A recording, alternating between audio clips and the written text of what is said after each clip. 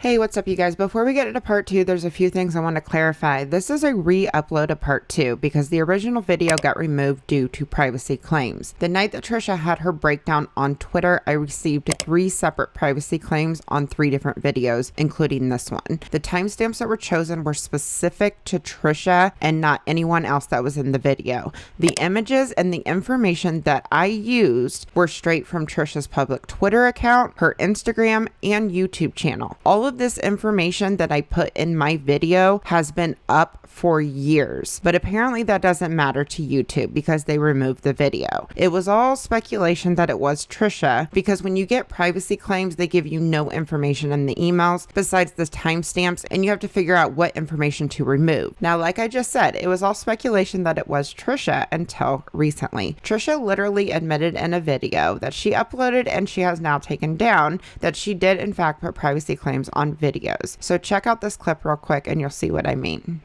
Okay. I will flag if you have my family's pictures that are not on social media. If there's a family member that's not on social media and I've done everything I can to erase them off of social media, like, yes, I will flag that because now it's a privacy issue, and it's been way past the violation terms as far as doxing, as far as really serious-ish in the past couple weeks, and it's just like, that does not fly. I will not stand for that. Like, if you're going to dox someone that is not on social media, that's related to me, Moses, whatever the case is, like, yes, like, I will do a privacy complaint, and YouTube has been very, very good about the privacy complaint issues.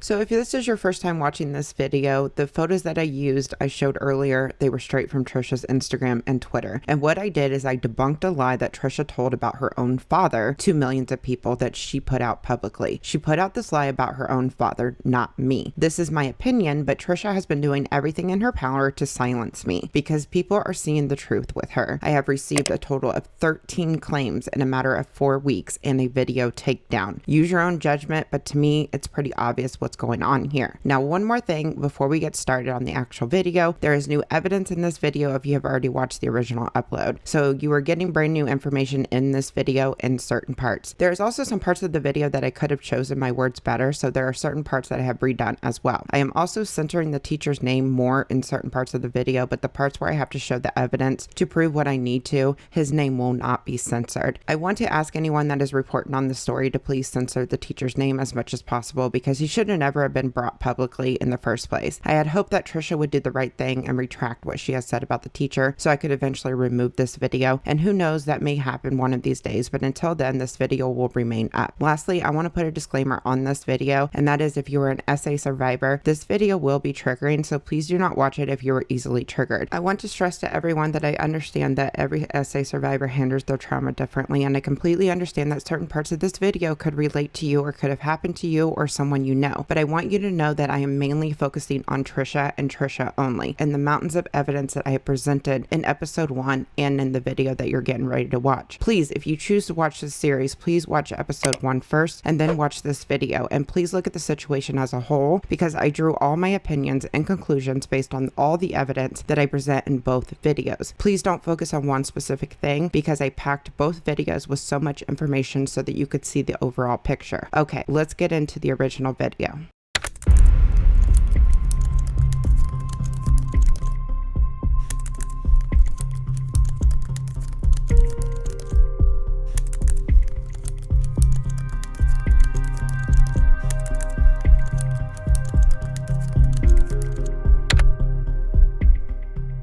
Hey, what's up, you guys? Welcome back to my channel. Today is a part 2 of episode 1 of my Trisha Paytas series. If you have not seen the very first episode of this series, please try to watch it before you get into this video because there's a lot from that episode that will tie in today's video. So I will link that in the description box down below. I want to thank everyone for all the love on this video and all the new subscribers. I really, really appreciate it. Before we get into today's video, if YouTube monetizes this video, I will be donating the ad revenue to the charity that's listed in the description box down below. I am just trying to turn a negative into a positive with this video. And if you want more information on the charity and why I feel so strongly about this, there is more information in the description box down below. I'm going to keep this intro short, but I want to make one thing crystal clear. I believe Trisha has experienced trauma in their childhood. I will never deny that. There was an incident that we talked about in episode 1 with Trisha's mother's boyfriend Tiger, and there's another incident that we will talk about later in the video with Trisha's stepdad that I believe to be true as well. It's just the teachers and the stories that have come out during frenemies that I'm having a hard time wrapping my head around. and I think that after episode 1, a lot of you do agree. The main topic of today's video is a teacher that Trisha doxed online and urged her followers to look up an arrest that does not exist anywhere. But just a heads up, we will not be talking about that until later on in the video, and if you want to skip around, there is chapters listed below. So let's get started.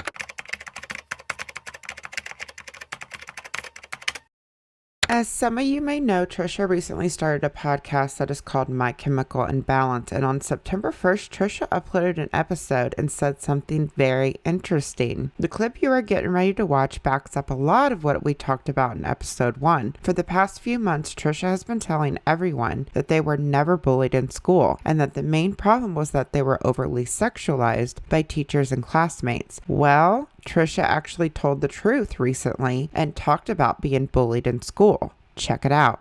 I was when I was like about 12. Oh no, I was like 13, 14. I was doing a school play. I bounced around schools a lot. I was doing a school play, and I got picked on all the time for being fat when I was actually quite mid-size. There were really fat kids in our class and grade that were really slow. They were definitely people who just didn't keep themselves up, and that is the stereotypes of like didn't bathe, didn't shave, wouldn't wash their gym clothes, would be the last person in line. I wasn't that. I mean, I was kind of uncoordinated in gym class, and I always kept myself up. I liked having nice things and stuff like that. So, but still, I was the one that got made fun of for being fat. People would always say, Trisha has more rolls than a bakery. I just remember that one. And like a couple other ones just like making fun of me in a swimsuit when I wasn't. You can find pictures of Trisha Paytas High School. I was just not fat. I was not thin. There was thin ass girls, but I was not thin, but I wasn't fat. I cheerleaded, I golfed, I was the one that took 2 gym classes a day because I was trying to avoid math. Like, so I wasn't, but I did. I felt fat, and people made fun of me all the time for being fat when there was people much fatter than me that they never picked on. I still don't grasp it. Like, I really wish I could grasp this part of bully culture, because it's like, because I know the cliche thing, my mom would tell me, they're just jealous, all this stuff. And maybe there is some, and ultimately I don't think maybe they're jealous of like my looks or who I am or whatever back then, but maybe they're, because I was fearless, I would wear crazy shit in my hair, maybe they're jealous, or they just thought it was weird, so they want to pick them. I'm not fucking sure, but fat has followed me my whole life. This is the problem with Trisha. They are telling so many lies to the public that they can't keep their lies straight. Trisha's stories will either change each time they lie, or once in a while we will see Trisha from the older YouTube videos, and they will actually be honest with the public. This clip we just watched backs up the book, and it backs up the older YouTube videos, and in my personal opinion, that means Trisha was lying when they went on and on about never being bullied, and they tried to spin it into they were constantly being sexualized by teachers and classmates. So just to see what she said before, to refresh your memory, and to show you some new footage that I didn't show in episode 1, let's take a look at a clip real quick to compare things. Honestly, I love when people call me girls. Do you see this? This is how I go out in public. I really don't like attention when I don't want attention. When I go out in public, I don't want attention. I don't want guys to look at my body. I don't want guys to look at my breasts, because no matter what I wear, I am sexualized. I've been sexualized from 6 years old. From 6. From being called out for being a distraction by teachers, to being molested by my neighbors, by people in power, people in authority, because my body has always just developed quicker. I was sent home from school multiple times for not wearing a bra from the ages of 6 to 8. 6 to 8, you're in freaking kindergarten at 6. Like, what? They don't even make bras for those size girls. And middle school, I was the only girl not allowed to wear a 2-piece when we do our 2-week swim class courses because of my boobs. I was told to put on shorts over my swimsuit because you could see hair through my swimsuit at like 11. And I changed 4 high schools. Because I wasn't bullied. I wasn't like a nerd, or people weren't mean to me, but it was constantly that. So what do you guys think? Does Trisha talking about bully in the present time change your perspective on the situation if you were leaning towards believing what she said over the past few months? Also, I want to comment on one thing that was said in the clip that we just watched. Do you guys actually believe that Trisha got sent home from school from the ages of 6 to 8 for not wearing a bra? Some of this stuff is just common sense. First off, it's very rare for a child at that age to even have a chest. And also, what parent is going to come to school in the middle of the day to pick up their kid and take them home because the school said little 6-year-old Trisha couldn't come back until she put a bra on? You guys, as a parent, I would lose my shit on the school, because the first time would be the last time that was said about my kid. Trisha said this happened over a span of 2 years. It's just not a realistic story from so many angles. That's the thing with Trisha. They tell some pretty unbelievable stories that are clear-cut lies. But anyways, I just thought it was interesting that Trisha in the present time actually confirmed that they were bullied in school, even though over the past few months Trisha has has been trying to spin a new version of her life. So now let's talk about the copyright claim that was put on my first video.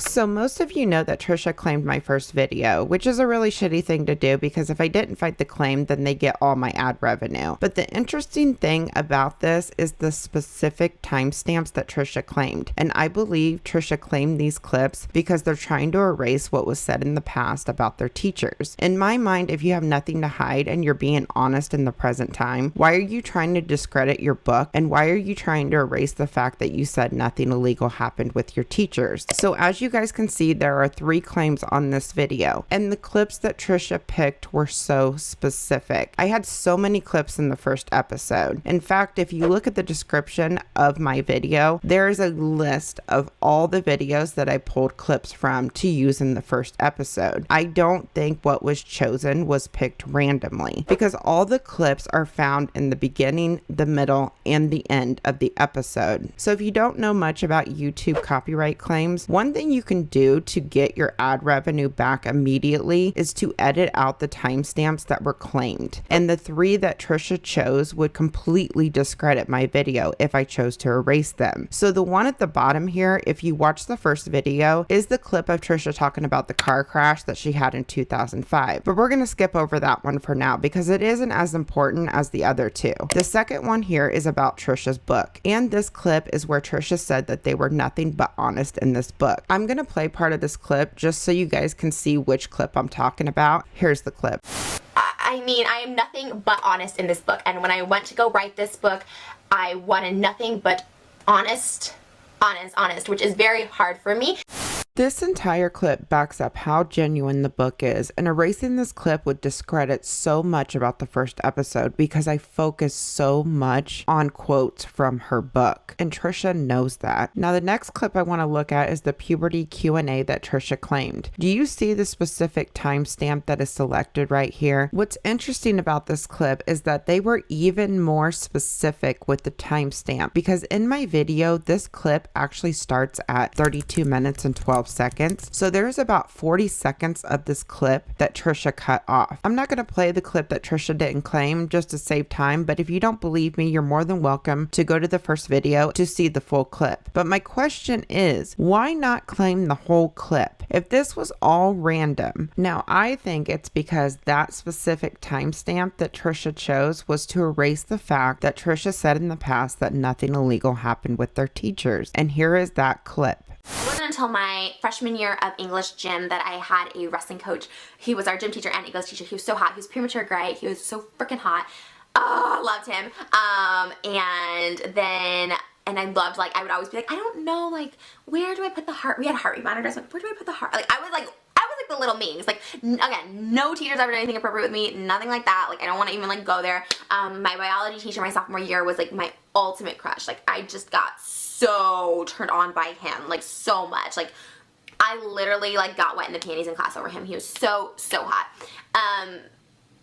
And then my college teachers, I was just like teachers and I like authority figures and I like people who had control and who were educated and old. This specific clip here, when I seen it for the first time, I just immediately thought there's no way they are lying in this clip because Trisha literally lights up with joy talking about these teachers. And if you compare it to the clip that we watched in the first episode when Trish talked about her mom's boyfriend Tiger, just the tone in Trisha's voice, I felt how hard it was for her to talk about it. I wanted to show you guys the specific timestamps that Trisha claimed because I just think it shows that Trisha is trying to hide this, and hopefully once we get into talking about Mr. Ray, you will fully understand where I'm coming from.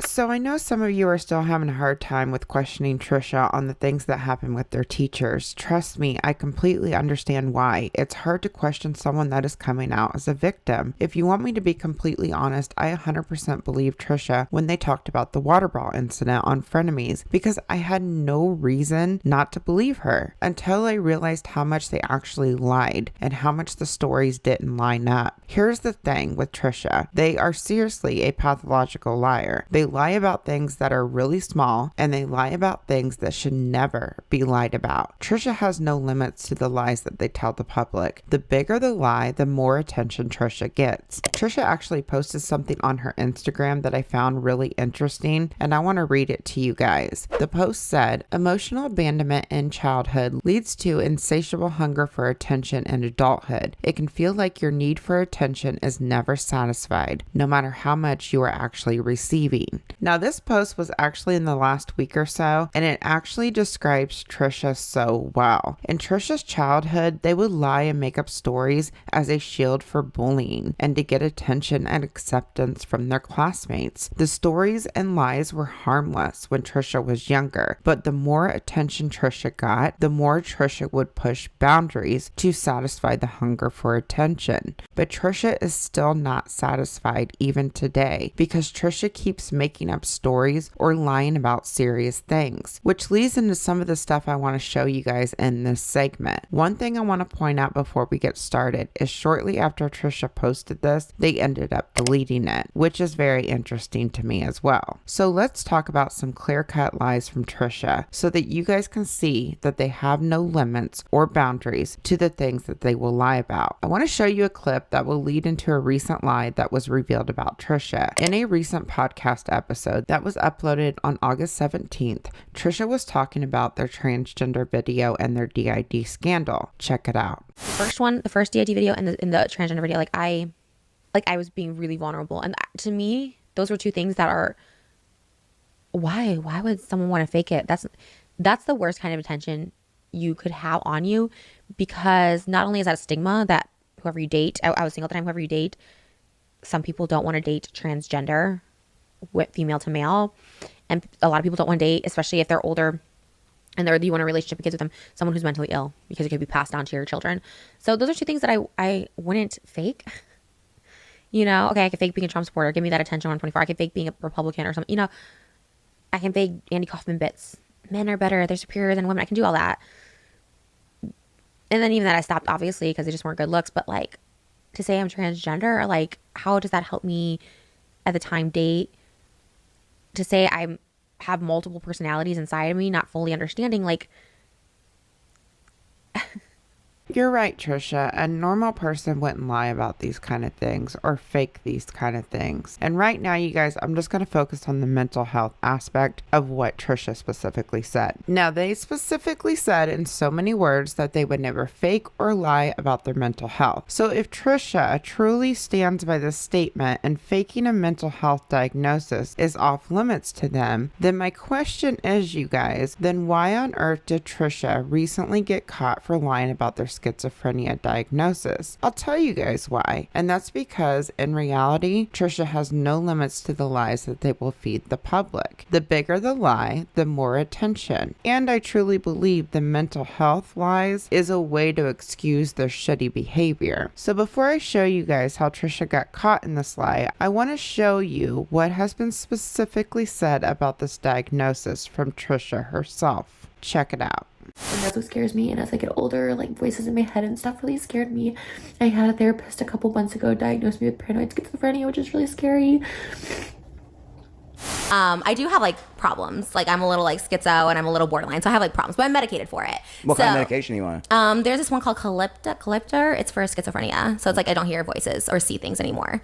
Okay. Yeah. So without that, you actually do have schizophrenia? Yeah. So I got diagnosed this year with it, but I honestly think it's something that got developed. I really do, because I never heard voices up until 32. I also was recently diagnosed twice as schizophrenic this year, 2021. I'm on medication for it. Closely monitoring it for the first 6 to 8 weeks. I didn't feel a change other than not myself, and that was scary.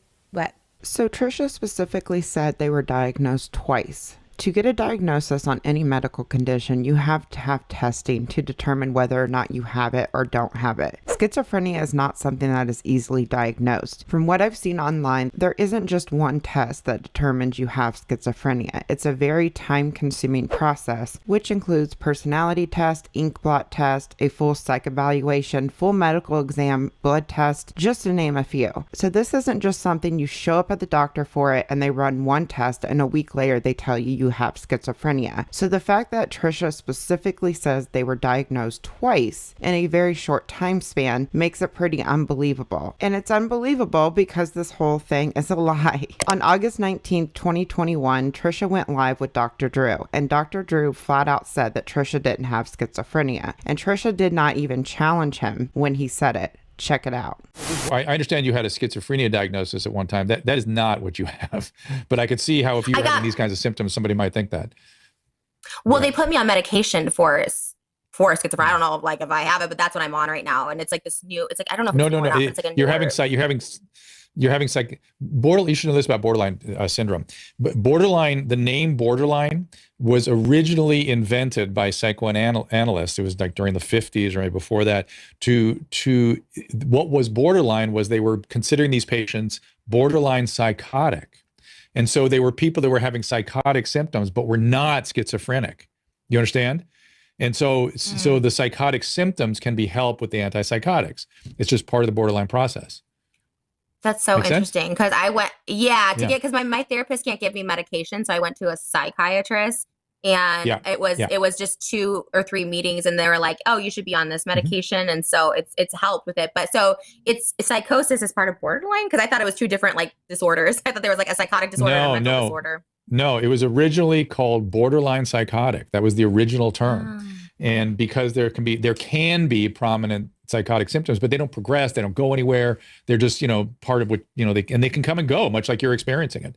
I'm wondering if maybe all your drug use didn't suppress that. You would think Trisha would challenge Dr. Drew on this if they had 2 psychiatrists diagnose them with this disorder. But all they said is the doctor put her on the medication and followed that up with, I don't know if I have it. Trish, what do you mean you don't know if you have it? You specifically said that you were diagnosed twice. I wouldn't be surprised if Trisha isn't even on the medication that they claim to be on. I've seen commercials for this medication they claim to take. It's just interesting that it's a very well-known med that's on TV. But anyways, Trish ended up explaining herself on a podcast episode that was uploaded on August 24th, 2021. And this is what Trish had to say. Roll the clip.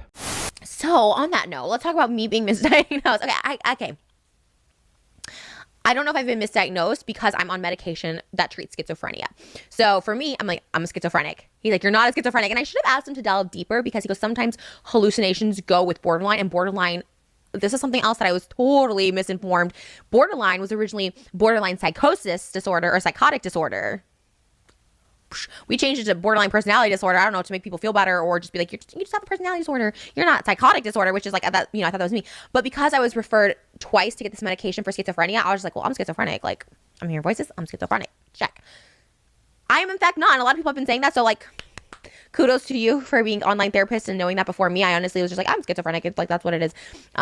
So did you guys notice something significant between the Dr. Drew video and the clip we just watched? I will give you a hint. Look at these 2 screenshots. The one on the left is from the Dr. Drew video and the one on the right is from Trisha's podcast. What looks the same? Y'all, she is in the exact same outfit, has the exact same hair and makeup, which means she filmed the podcast episode the exact same day as the live stream with Dr. Drew. Yes, Trisha uploaded this like 4 days after the Dr. Drew live, but it's pretty clear that she filmed it right after the live stream. So wouldn't you think if Trisha was diagnosed twice, she would follow up with her actual doctor and ask them questions about their diagnosis before filming a video telling the internet that they did not have schizophrenia? Also, wouldn't you think that Trisha would trust her own doctors more than a celebrity doctor that does this for entertainment? I know that's what I would personally do if I got diagnosed twice with a disorder like schizophrenia. But the reason Trisha did not do that, you guys, is because Trisha knows it's a fucking lie. When I saw this, you guys, I was pissed off because it's not cool to use mental health as a weapon on the internet. It's not cool to self-diagnose and exploit the illness to get attention and money. People actually have to live with mental disorders like this and go through serious shit like therapy and different medications just so they can hopefully live a normal life. It's not something that should be lied about and used as a shield to make people feel sorry for them and guilty to stop criticism. Remember Trisha's quote, "If I make people feel guilty, I get things awesome. Straight from Trisha's book, this wasn't just a silly statement that Trisha thought in her childhood. It was a life lesson that Trisha learned from her own mother. And life lessons are something you hold on to in your adulthood. A good example of Trish using this fake schizophrenia diagnosis as a shield was when the BuzzFeed reporter was doing an article on Gabby Hanna. She posted an email she sent to the journalist trying to guilt her into not mentioning Trisha's name in the article she wrote about Gabby. Right here in the email, she specifically says, "I just wanted to email you this morning and ask that if my story is published, please omit anything about Gabby Hanna. While you believe her to be a troll, she really affected my mental health back in January when I did her podcast, when she tried to convince me things happened, when they absolutely did not." And then she put in parentheses, "triggered many schizophrenic episodes for me after. Trauma dumped on me, and then recently started harassing me into thinking she's going to expose me. I want zero association with her or her name ever again. She needs serious help, and platforming her on any level is not something I want anything to do with." You know what happened when Trisha put all of this out? Their fans attacked this journalist because she ended up mentioning Trisha in the article. This is a great example of how dangerous things can get with the lies that Trisha tells. It causes a lot of hurt to a lot of innocent people. In fact, the journalist touched on this in a recent article about Trisha, and she said the following: "Paytas didn't even want their name to be mentioned anywhere near Hannah's, an impossible request. A lot of Hannah's online fame at this point is tied up with her fights with Paytas. Paytas tweeted crap portions of our emails that made it seem like I had agreed to keep them entirely out of the article, which I had not. For weeks, Paytas's most staunch supporters have been sending me doxing threats, suggestions I kill myself, demands that I be fired, racist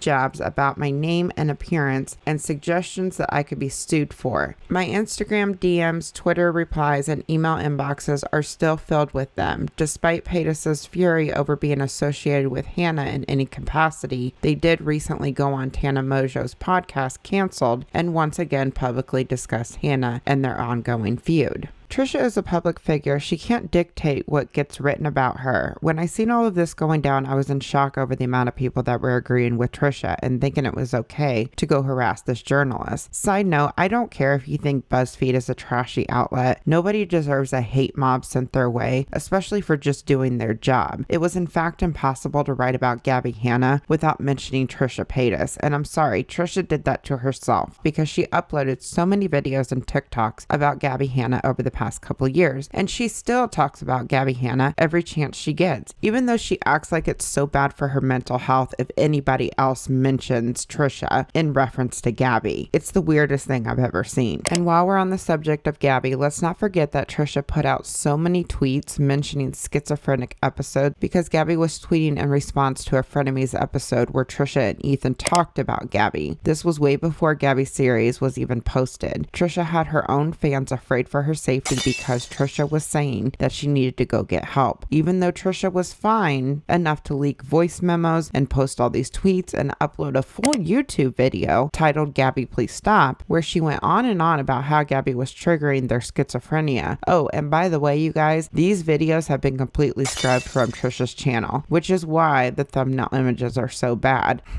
I wonder why these videos are deleted. This is what Trisha does. They lie about their mental health and trauma to get attention and to make people feel sorry for them. It's just so messed up to me, you guys. Another thing that I found interesting about this whole situation with the schizophrenia was in a video that was uploaded a few weeks ago, she started talking about how her childhood trauma was triggering schizophrenic episodes. Check it out. When I started therapy in 2019, like for real, it was about my breakup. It was about everything happening in the now, which is what I needed. I needed to do that for like a year. I got diagnosed with borderline, so I went to group therapy, talk therapy, and I'm getting diagnosed in 2021 and being on medication for schizophrenia. I really had a lot of other things to focus on, but I went through some childhood trauma therapy, talking about trauma I had when I was 6 that I've honestly blacked out. And that was a lot. I think that might have triggered some schizophrenic episodes. I'm not an expert, but I think it did, because it didn't feel like my life, just like schizophrenia doesn't feel like my life. I don't feel like a schizophrenic. I don't think anyone believes it. I don't even believe it.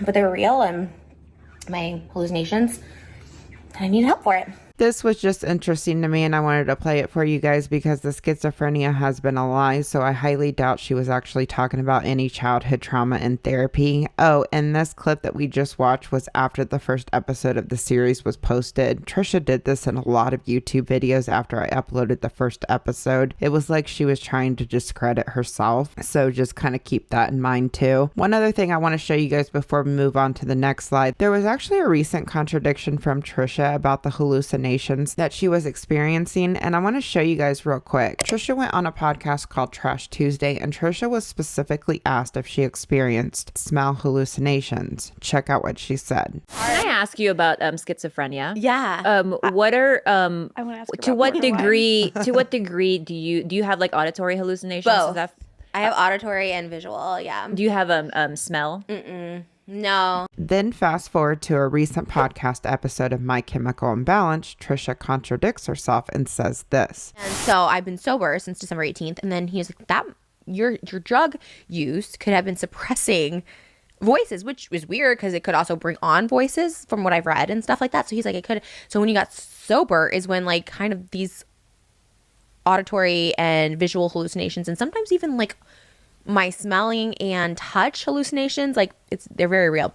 So yeah, on the Trash Tuesday podcast, Trish was specifically asked if they had smell hallucinations, and Trish said no. But fast forward a month later, all of a sudden they magically have them. Shocker, another lie from Trisha. That's the thing with Trisha. She will lie about the lies that she is telling because Trisha can't keep up with it all. Honestly, I wouldn't be surprised if the voices and hallucinations were part of the lie as well, because a TikTok account recently found a clip of Trisha talking about how she would lie when she was younger about hearing and seeing things just so that she could hopefully get diagnosed with schizophrenia. Check it out. Especially when you're a kid, because I would just lie and make up stories every week to like counteract what I told them the week before, and they would like literally be like, and that's probably why they diagnosed me with schizophrenia, because I literally was like telling them one week like literally, yeah, probably I lied a lot in therapy. You guys, I literally just can't. Like, Trisha puts so much stuff on the internet that contradicts herself, and she leaves it up, and it's like she forgets about this stuff. It's the weirdest thing I've ever seen. By the way, this TikTok account is really good at showing contradictions from Trisha. I highly suggest you check it out on TikTok if you have it. I will link it in the description box down below if you're interested. But anyways, you guys, there's so much I could go into about this schizophrenia stuff, but I think that is enough to show you guys to prove the points that I'm trying to make. There is a couple more lies I want to show you guys before we move on to the next segment. Back in Trisha's older YouTube videos and Trisha's book, one thing that Trisha said that really stood out to me was that they would never lie about their family. Check out this clip. I think my dad thought I was making stuff up, and even my mom. I don't know if anyone believed me, but stuff would go missing. But again, it's kind of like the boy who cried wolf. If you make stuff up, but I never did about my family. I think when it comes to family, real life, human relationships and emotions, I would lie more about stuff of like, oh, my dad's a producer, or I was an extra in a movie when I was 5 in Home Alone, or something like that kind of stupid shit. It was never stuff that could like affect someone's life, especially with my stepmom, my dad, my mom, all this stuff. So fast forward 5 years later, Trisha lied about her own father and stepmom. In the wrestling video that Trisha posted 4 months ago, they claimed that their stepmom forced Trisha's father to stop hugging Trisha because her chest was too big at the age of 8 years old. Check it out. My own father was told by my stepmother from like at age 8 to not hug me because she thought it was inappropriate to feel my boobs. So I've never hugged my father since. Imagine not getting to hug your father because he's worried that other people think that you're like being sexual with your own daughter. My father, a Catholic going church guy that's never done like a bad thing in his life. And I was like, are you freaking kidding? Like, really fucking weird, right? What stepmom is going to forbid someone's father from hugging their own child? It doesn't make any sense, but I will prove this lie in just a second. But Trisha even blasted her own father and stepmom on a Frenemies episode the week after she uploaded the wrestling video. This episode of Frenemies has 4.7 million views, and this is what Trisha said. Check it out. Like even today, like just anything. Well, not just you, but like anyone like is scared to touch me. Like my dad didn't want to hug me because my stepmom's like, she has boobs, that's inappropriate. And I was like, why? Like it's happening. Think about like being a girl at like 9 years old, you have big boobs, and your dad won't hug you because your stepmom's like, that's inappropriate because she has boobs. That's you know your what I mean? family being fucked up. So it's different. It's totally different. Like with you and whoever, you don't want to hug me, don't hug me. I'm not a huggy person anyways, but it's just like,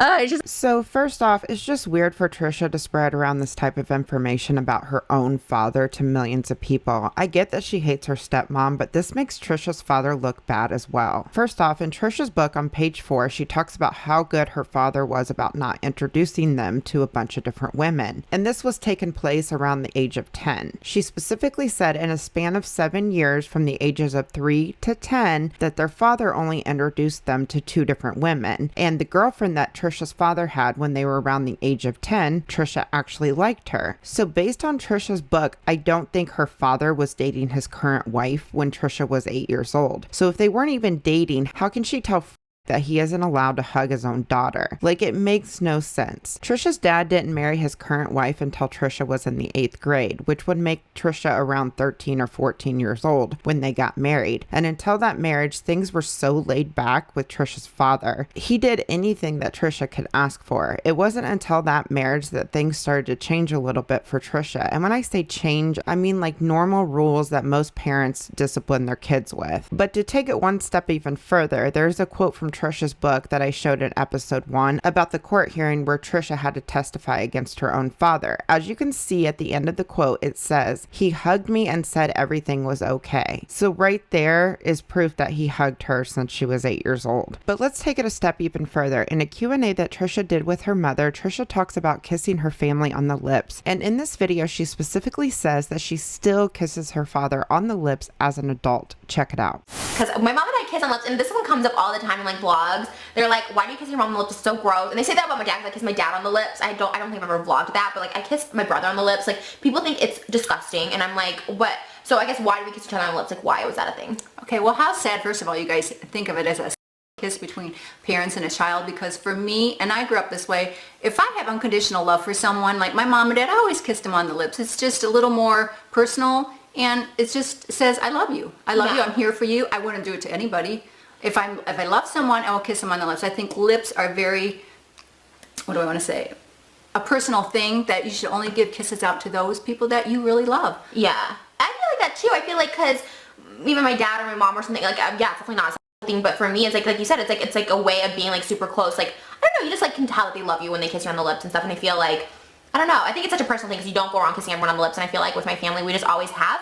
So I feel like it's weird if you don't. I feel like it's weird that you think it's weird. So let me get this straight. So Trisha can kiss her father on the lips, but she hasn't been able to hug him since the age of 8. That makes absolutely no sense whatsoever. If Trisha needs to drive a point across to her audience, she will even lie about her own family, because she has no limits to the lies that she will tell the public. All right, you guys, I got one more lie to show you before we get into the real serious stuff. So Trisha's new podcast is really revealing a lot of lies and contradictions about Trisha. And they recently revealed another lie that was in the wrestling video from 4 months ago. Yes, we're going back to the wrestling video one more time. So there was a part in the wrestling video where Trisha said that they were gaining weight on purpose to turn men off from them. And this is what they said. Check it out. Because I thought at this point, I'm like, people are done sexualizing me, because so many people call me gross and stuff like that. It's like, I really truly feel in my heart, and sabotaging my weight loss and stuff my entire life, like never wanting to lose weight. Like, I talked to therapists about it, I've been all this stuff, is I truly feel I don't want any more attention on my body. I like having extra weight because it turns off a lot of men, and that's the truth of it. Like the only way the motivation stopped when I was a kid was when I started gaining weight. And I remember I went away for the summer with my dad, and I came back to school, and that same person, my abuser, was like, "You got too fat," and I was 10. And I just kept gaining weight because I thought it would turn men off for me. And I still feel that way, because as much as I've capitalized and made money and profited off my sexuality, and I own it, because when I'm in control of it, I love it, and I think it's a beautiful, powerful thing. But when I'm not in control of it, it really makes me feel some type of way. And I think that's what started my gender identity issues, because I never looked at myself as sexual. I never wanted big boobs when I kid. So according to Trisha, in this clip, they sabotaged any weight loss as a kid. They actually gained weight to stop from being SA'd. And even today, in the present time, they gain weight because they don't want the attention. And if you watched episode 1 of this series, you know that some of the stuff that Trisha's saying in this clip is already a lie. But in a very recent podcast episode, Trisha actually elaborated more on this, and they said the complete opposite of what they said 3 months ago. Check it out. When I was a child, like I wanted to be anorexic. Like I wish I could just stop eating. Like, I wanted to look skin and bone. I still want to be that weight loss story that people congratulate me for losing weight, whether that's healthy or not. And I'm telling you right now, I am not healthy.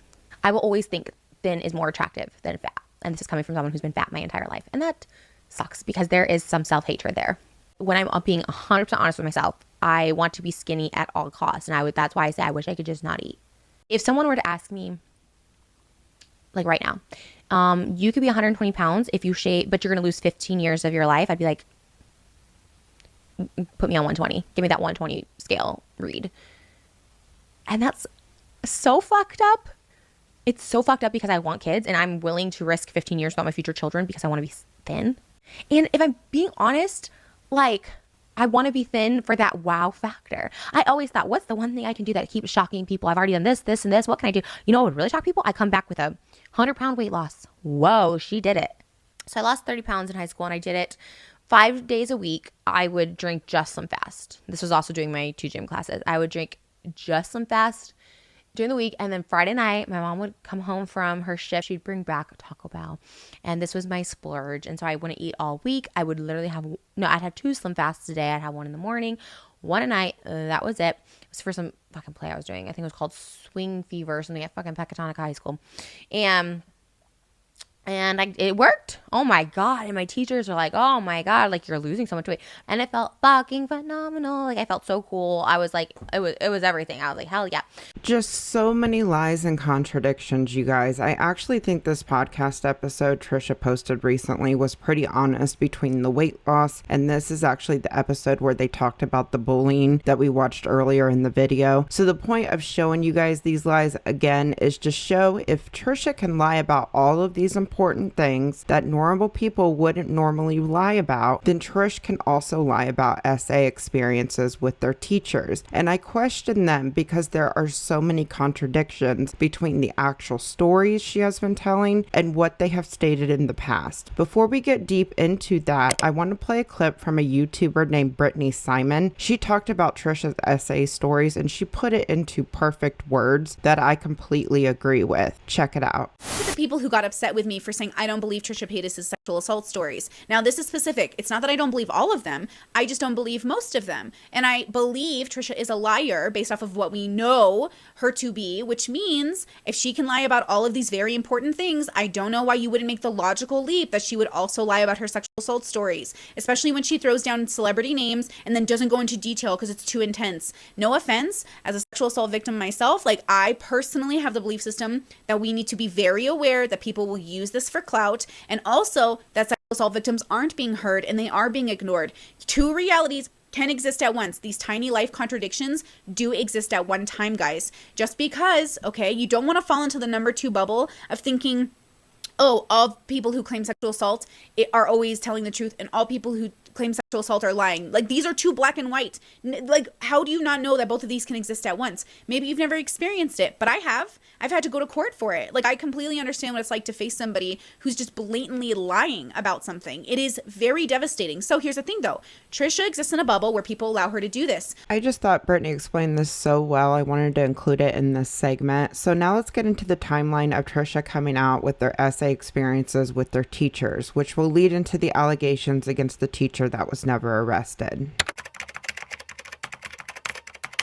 On October 22nd, 2020, Frenemies number 7 was uploaded. This episode was shortly after all the stuff with Moses came out. The pictures of the bruises on Moses's arm were public, and Trisha was getting backlash for laying her hands on Moses. The next episode, we will be talking about Moses and Jason, so I'm not going to focus on that right this second. But what I found interesting about this episode is Dr. Drew was talking to Trisha about what happened with her and Moses and asked Trisha if she is in therapy for it. Trisha proceeds to tell Dr. Drew that she is in therapy, and Dr. Drew says, well, you know, this kind of behavior is a sign of severe childhood trauma, and asks her if she's talking through that in therapy. And I want you guys to listen to what her response is. Check it out. Working now on it, and it's like a thing that's like super sensitive because I've never gone that far, you know, and I've gotten help for the past year because I had 2 mental hospital stays where I was put on a 5150. So like I go into these like These states. Yeah, like it's like a blackout where I'm like not that person. Yes. And like, that was the first time that happened. So now that that's out there on the internet, like, everyone thinks that's just me, that I just like abuse people. And it's like, it's never been that far. Right. So let's be clear. It's very much the same thing. Those blackouts or whiteout or red outs that people get when they hurt themselves and other people. Yeah. And it needs to be treated. And you're treating it. I mean, that's the thing. Now it's also a sign of like really heavy duty childhood trauma. So are you getting that treated too? Not so much yet. I mean, because I had my blackout moments where I woke up and I was like, I didn't want to do that. No, like, I understand. I don't know. I get it. So, and so that's I don't want to do that. I don't want to hurt anyone. Even in my relationship now, I am trying to like sabotage it to not make it last, because I don't want to be harmful to anybody. And I'm dangerous to myself. I'm dangerous to other people. And it's bad. Okay, so stop. So if you go on to watch this for 5 more minutes, Dr. Drew then asks Trisha if Moses is going to therapy with her so that they can both work through their emotions of what happened when Trisha hit him. And Trisha then completely contradicts herself from what she said 5 minutes earlier. Check it out. Yeah. He's here, by the way. Okay. But Trisha, do you guys do anything together therapeutically? We haven't. And it's more just because I do talk a lot about like childhood trauma that I don't talk about with anybody, not even on my YouTube. So I kind of just don't want him to know everything, like, because a lot of my parents, like both my parents don't really know all of it. So it's just like something I don't want him to know right now. Okay, that's fine. That's fine. So why would you say specifically you don't talk about childhood trauma in therapy, then 5 minutes later say you talk a lot about childhood trauma? It doesn't make any sense, you guys. In my personal opinion, I believe Trisha saw this as an opportunity to tell stories about their childhood that would make people feel guilty about being mad about Trisha hitting Moses. Because it was shortly after this podcast episode that Trisha started telling the internet these stories about their teachers. And after doing more digging after the first episode, the first time Trisha brought this up was actually on TikTok. I thought it was frenemies, but I did a lot more digging and I'm pretty sure this was the first time that she talked about it. Now, just a disclaimer, Trisha has thousands of videos between TikTok and YouTube. So it is possible that I missed something, but I have done a ton of research and this is the first thing I can seriously find. Plus, Trish said in the Dr. Drew episode that she had never talked about it online before, so I'm 95% sure this was the first time that they brought it up. And we'll get deeper into this TikTok once we start talking about Mr. Right. Now, one other thing that Trisha specifically said in the Dr. Drew episode was that her parents didn't know a lot about this trauma, which is why Moses doesn't go to therapy with her. So one thing I want to point out right now is if Trisha's parents truly didn't know about any of this trauma, why would you talk about it online versus telling your family first so they don't find out from a YouTube video? That's an absolutely awful way for your parents to find out. It doesn't make any sense. I know you guys will probably say, well, maybe she told her parents before uploading the videos. And I would normally agree with you on that if Trisha's mom didn't specifically state in the BuzzFeed article that was released about Trisha recently that she was finding out about a lot of this stuff through Trisha's YouTube videos. And this is what was said in the article. Yet throughout all their controversies and challenges, Paytas has seemingly shared more with their audience than their own family. Lena told me she actually learned a lot about Paytas' life from watching their YouTube videos. Even now, Linus and Paytas have yet to have a conversation about their history of addiction or their mental health. Quote, I don't know, maybe we should be more open, end quote, Paytas said, holding their mom's hand. Quote, she had hid a lot from me until later, Linus said, and then I knew and I'm like, that would have broken my heart if I had known some of the stories, end quote. It's just all so strange. Trisha seems close with their family, and in the Dr. Drew episode, she seemed like she was trying to protect them, but instead of working through it in therapy and maybe having your family in therapy with you and talking through it that way, you tell all these stories publicly and have your own parents find out through YouTube videos. It's just all so weird to me. So now that you know the timeline of when Trisha started talking about this publicly, let's get into the allegations of Mr.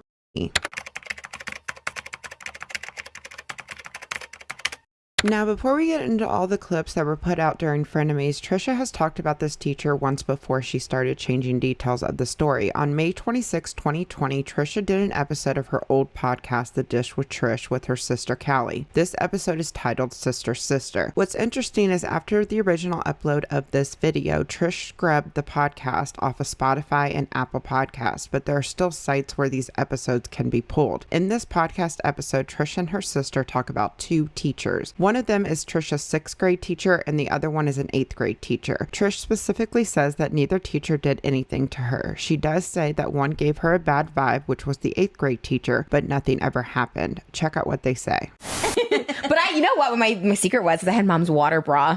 Oh, yeah. You remember that? My mom had a bra that had water in that. We were like, where fight do you over find it. those at? They don't make those. Those were Because we had no, well, you lopsided. Mine were like saggy. I had no boobies.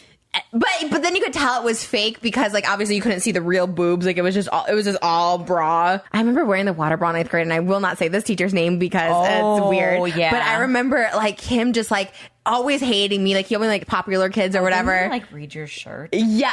Okay, that was a different story. But he read my shirt one time. He's like, "Oh, like what's your shirt say? Like, can you come closer?" Like it was, and I felt weird about it at the time. Good. But no, I remember it was like everyone was on a field trip to fucking Springfield or some shit, and so I went to school, and he was one of the people that were like watching us or whatever. And I remember I had the water bra, and he's like, Trisha, he's like, can you just stand up to talk to the class? And you never stood up to like talk and like to To the answer two people in the classroom? Oh my gosh, how traumatic for you.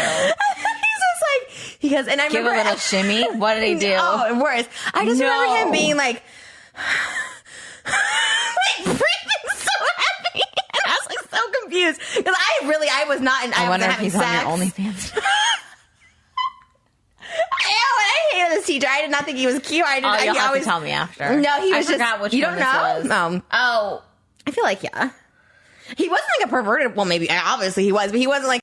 Okay, I'm going to stop for just a second. There are a couple things I need you guys to put a pin in. Trisha specifically says in this podcast, quote, I remember wearing the water bra in 8th grade, end quote. And then she goes into talking about this other teacher. Side note, some people hear her say 9th grade in this clip, but to me it sounds like 8th grade. But regardless of which grade she said, I want you guys to remember that this teacher she calls out by name was not teaching at her school in 8th grade or 9th grade. The water bra is a specific part of the story that you will see in the clips that I will show later. And I think this is really important to remember that Trish used to specifically say that the water bra came in around her 8th grade year. Even in her book on page 6, she specifically says, quote, 8th grade was upon me. This was the year of sex bomb Trish. I wore heavy eyeliner, cheetah print pants, different colored hair, and my mom's water bras. I wanted attention and I was going to get it, end quote. So put a pin in this because we will talk about this later. Now, the other thing I want you guys to remember is Trish specifically said that this teacher was just creepy, but doesn't say anything happened. Now, in the next clip, she goes on to talk about a 6th grade teacher that was allegedly arrested for CP, which is the teacher she called out online. Listen to what she specifically says. Check it out. There was a teacher in 6th grade that got in trouble for like child on his computer, but that wasn't the same one. Yeah.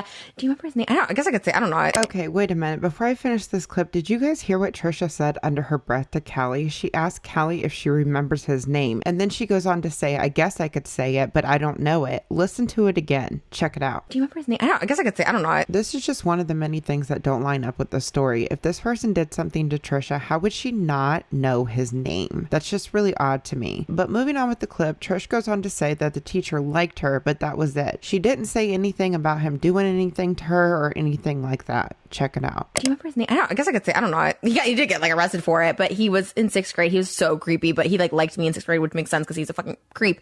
But he had like child. All right, you guys, that's pretty much all I wanted to show you. Now let's move on to the stories that Trisha put out about this teacher during Frenemies. One thing you guys need to understand is how much the story has changed over the past 9 months or so. Now, this is a small re-edit of this video since the other one was taken down because of a privacy claim. I decided to add in clips that were found after the original video was uploaded. The TikTok that is up on the screen seems to be about the same teacher, or it may be about a different teacher. There are so many stories that Trisha has put out publicly. This TikTok was uploaded on November 22nd, 2020, and it says the following: middle school teacher putting hands down my underwear regularly and threatening to unalive my family if I told anyone. Now, this is pretty extreme considering later Trisha's stories that she put online after this are completely different than this TikTok. Then the second time Trisha talks about this teacher was in a TikTok that was uploaded on December 4th, 2020. They do not name the teacher in this TikTok, but the details are extremely important when comparing it to the other times that she talked talked about this incident. I'm going to read each slide of this TikTok. She starts off by saying, 6th grade teacher known to be mean to everyone takes a liking to me and gives me the nickname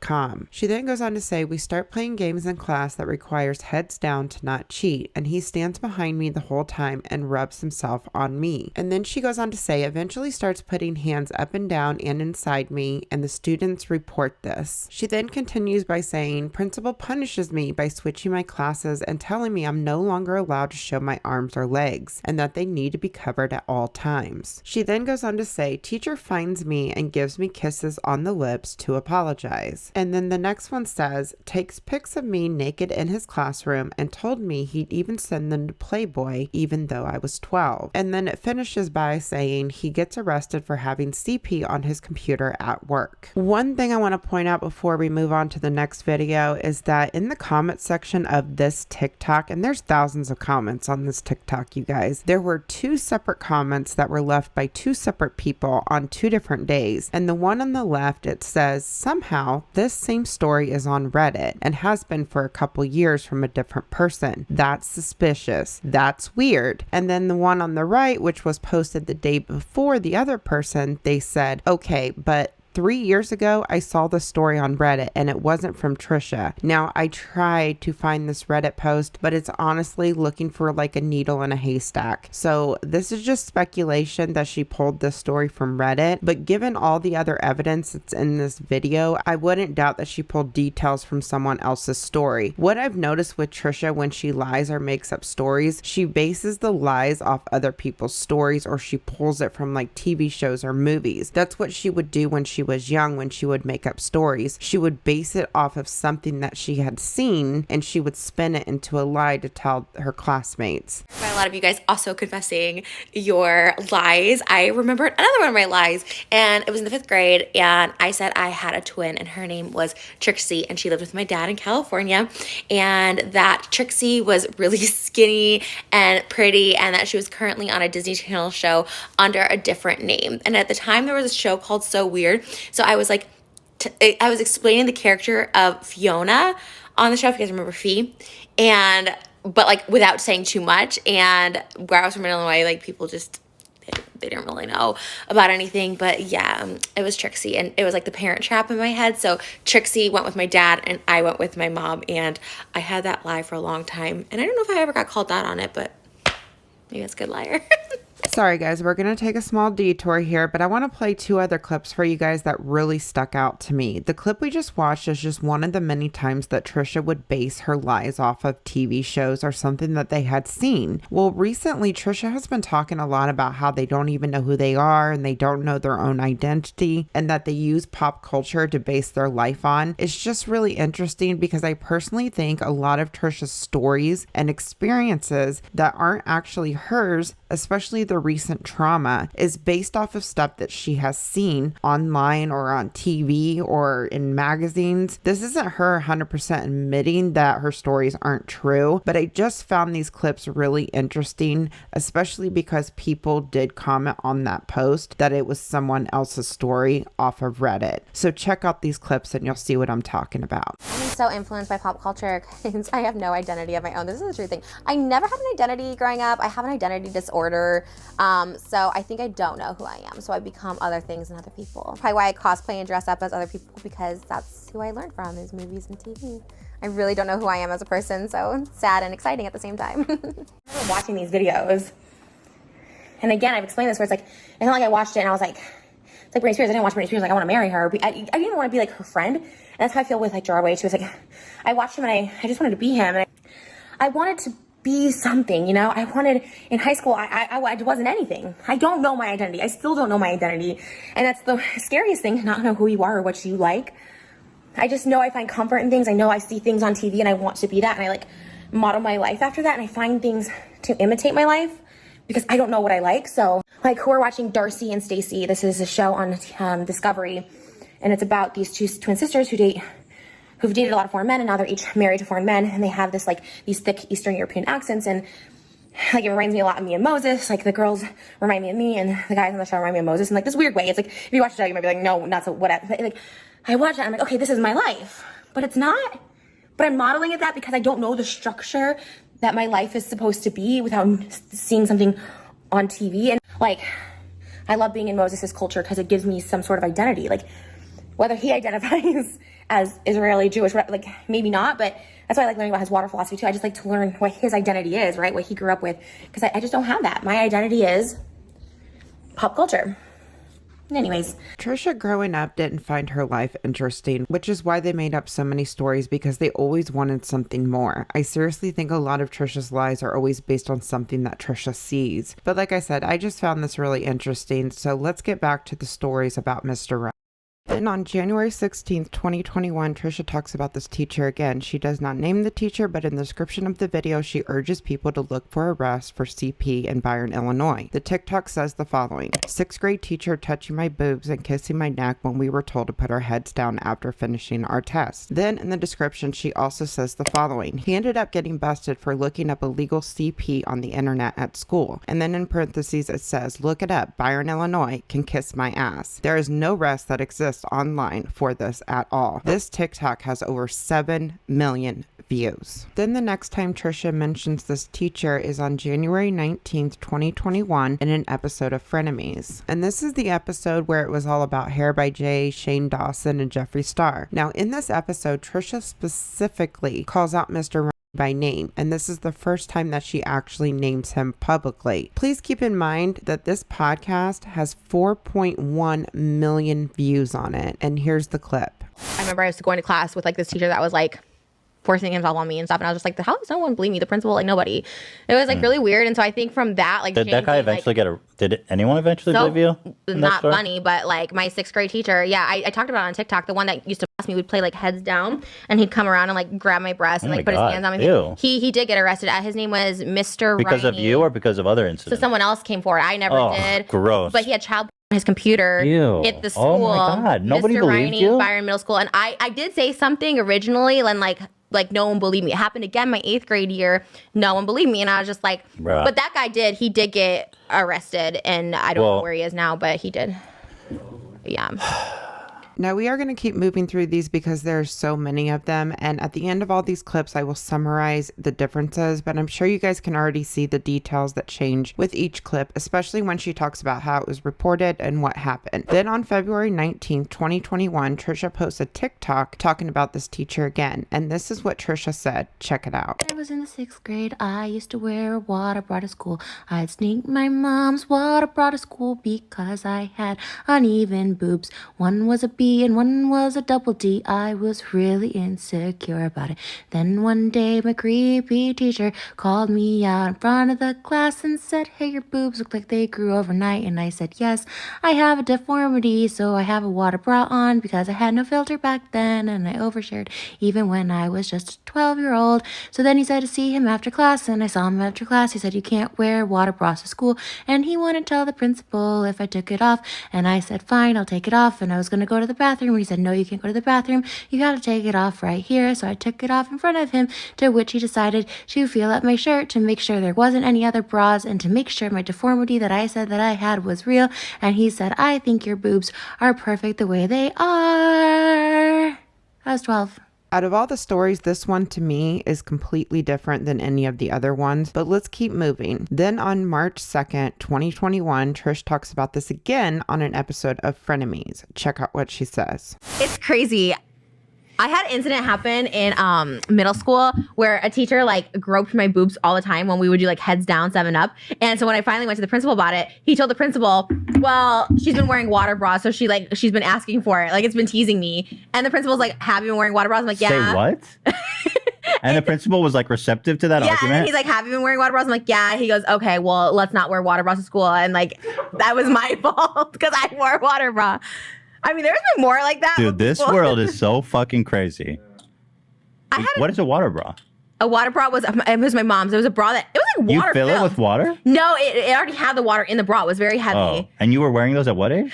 Like 12. Because I had uneven boobs, so I was trying to even my boobs out for real. And he said he would come feel it all the time because we play that game like heads down, 7 up, whatever, and you have to like put your head down, or when you were done with the test, but whatever. And so he'd come around and like always like grope and whatever. And so I finally, he did get arrested. This guy actually did get arrested, but later on. But me, they were like, well, she wears a water bra. So this next clip that you're getting ready to watch is another new clip that I did not have in the first upload. But one thing I want to point out real fast is after the first upload, Trisha deleted thousands of videos on her channel, including videos of her talking about these different incidents. So this next clip, I don't have a thumbnail for it, but I am 99.9% sure that the clip that you're getting ready to watch was a video that Trisha uploaded the same day that David Dobrik posted his first apology video on the Views channel, which was on March 16th, 2021. I'm pretty sure that the video Trisha posted was titled something like David turned off comments, but I won't. Now in this video, she talks about this teacher again, and what's interesting is in this clip, she claims that this teacher was the first teacher that ever did anything to her. I want you guys to put a pin in this because later when we talk about the other stories, this gets confusing because according to her other stories, this wouldn't be the first teacher to do something to her, which is another change in the story. I know this gets all really confusing. I'm going to try to summarize it for you guys when we get towards the end of this, but check out this next clip. My first offender, when I was in the 6th grade, in Byron, Illinois, there was a teacher, and it wasn't until a couple years later that he got arrested for CP on his computer at school. And I said something and people like didn't believe me, but I wish I would have like fought harder and said more. Once again, Trisha claims this teacher was arrested for CP, and I know we haven't made it into the details about the teacher yet, but I want to stress to you guys, this teacher was never arrested for CP or any other crimes. Now, the most damaging video that Trisha uploaded in regards to this teacher was on TikTok on March 19th, 2021. This time, Trisha encourages her followers to search the teacher and look up his arrest. This TikTok has almost 1 million views on it, and this is what she said. Roll the clip. I've always been vocal on social media because I was silenced, not to give like a silly reference in this, but I was silenced for so long at my school growing up. I had 3 different incidences with 3 different teachers in regards to SA, R word, and M word. It happened in the school, and one principal didn't believe me. 2, I was too scared to speak up. And 3, the teacher said I was like asking for it. So it was like looked over. The one that I was too scared to speak up on, someone else spoke up years later and he ended up getting arrested. Byron, Illinois. Look it up. His name is Mr. Riney for looking up CP at school. As of October 9th, 2021, this video remains up on Trisha's TikTok. I just want you guys to keep that in mind. Now, before this video was uploaded the first time, Trisha knew that this video was coming because I talked about it in a live stream vaguely. So Trisha talked about this teacher a couple more times and made the story even more confusing. On her podcast titled My Chemical Imbalance, she talked about this teacher again on August 17th, 2021. And this is what she said.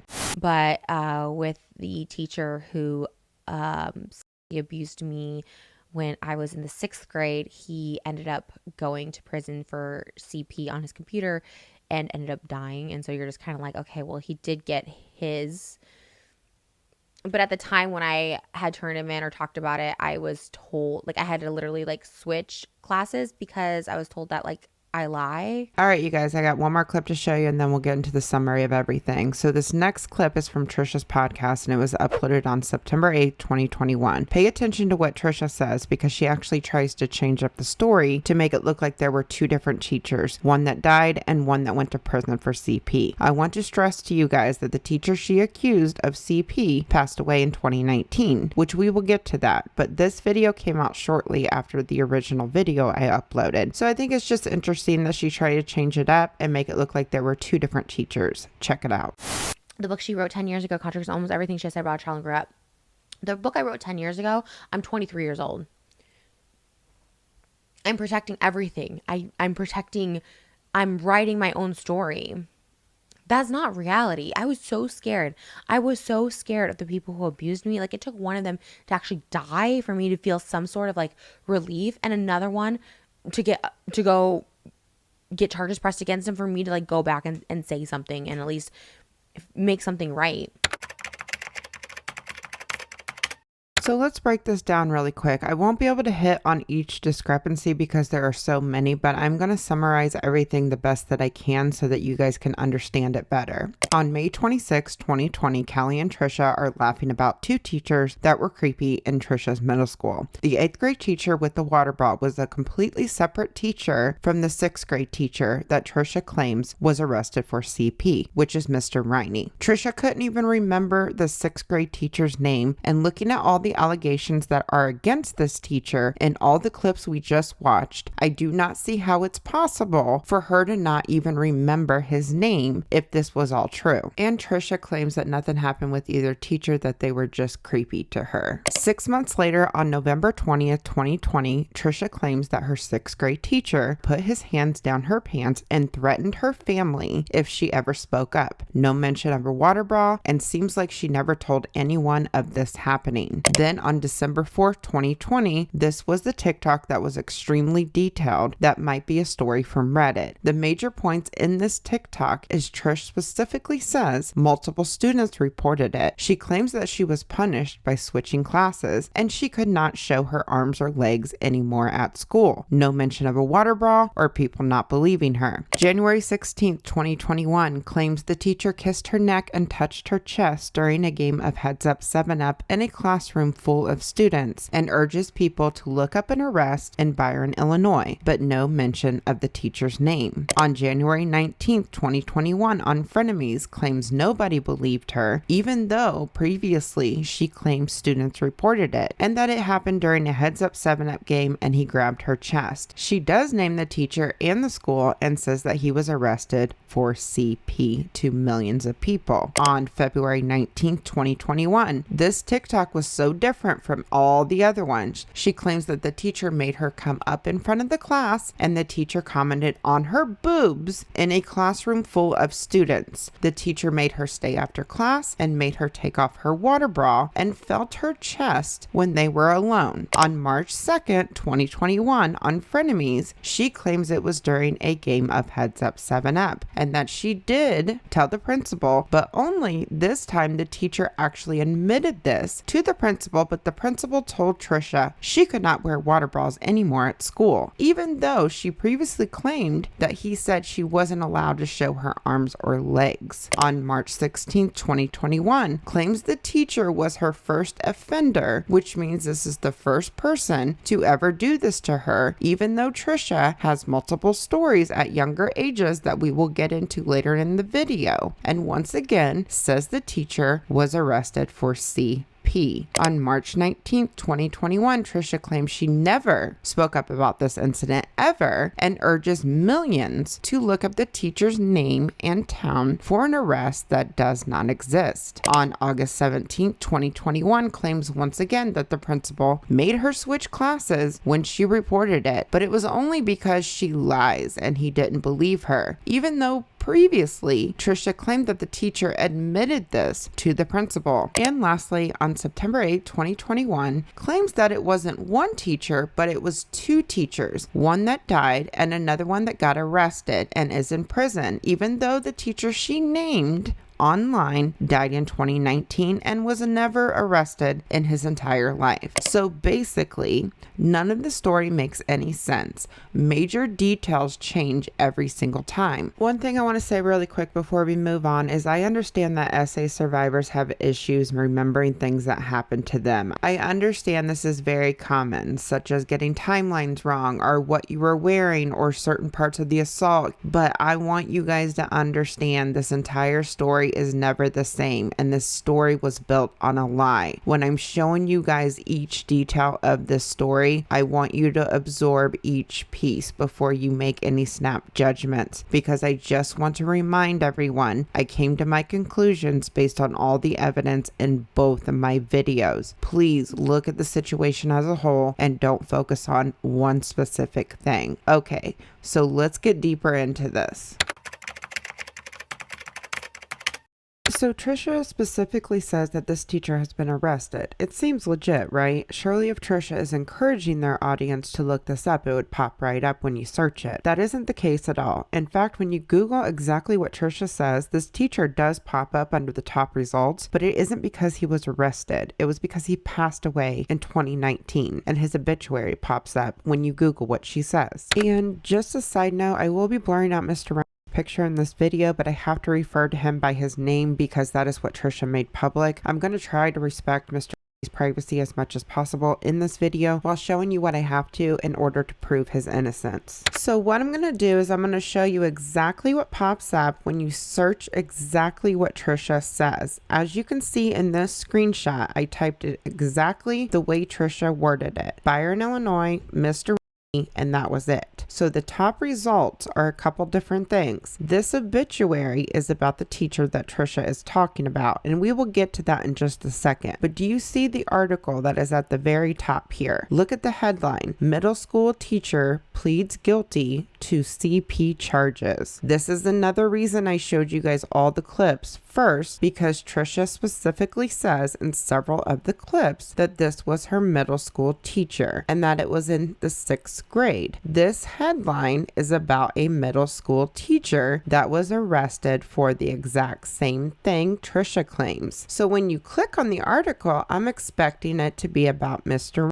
of course, and that's not the case at all. First of all, when you click on the article, it's behind a paywall, so you can't read the article unless you subscribe to the website. And luckily, I paid the $1 fee so I could show you guys this article. The only two things you guys really need to focus on in this article is the name of the teacher and the school. The name of the teacher is John Byron Schulich, which isn't Mr. Riney, and the school is Bull Run Middle School, and that middle school is located in Virginia. So I just find it funny that this is the top search that is behind a paywall, so you can't really read what it says unless you pay for it. And the headline of the article before you click on it is exactly what Trisha claims. Now that is just a pretty big coincidence to me. Now all the other articles that pop up around this search, every single one of them is from different schools and different teachers, but the other articles around this search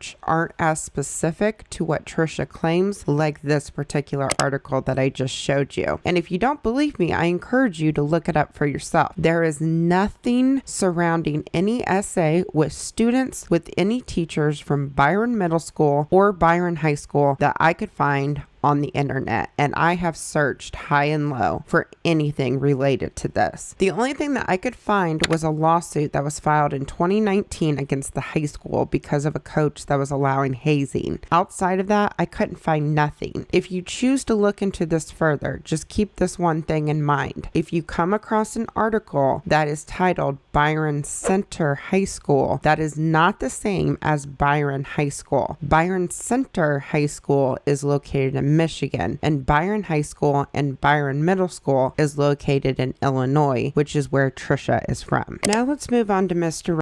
Based on everything that I have researched on Mr. Riney, he was a very well-respected person and teacher. Byron, Illinois is a very small town, and before we go any further, I have confirmation that Mr.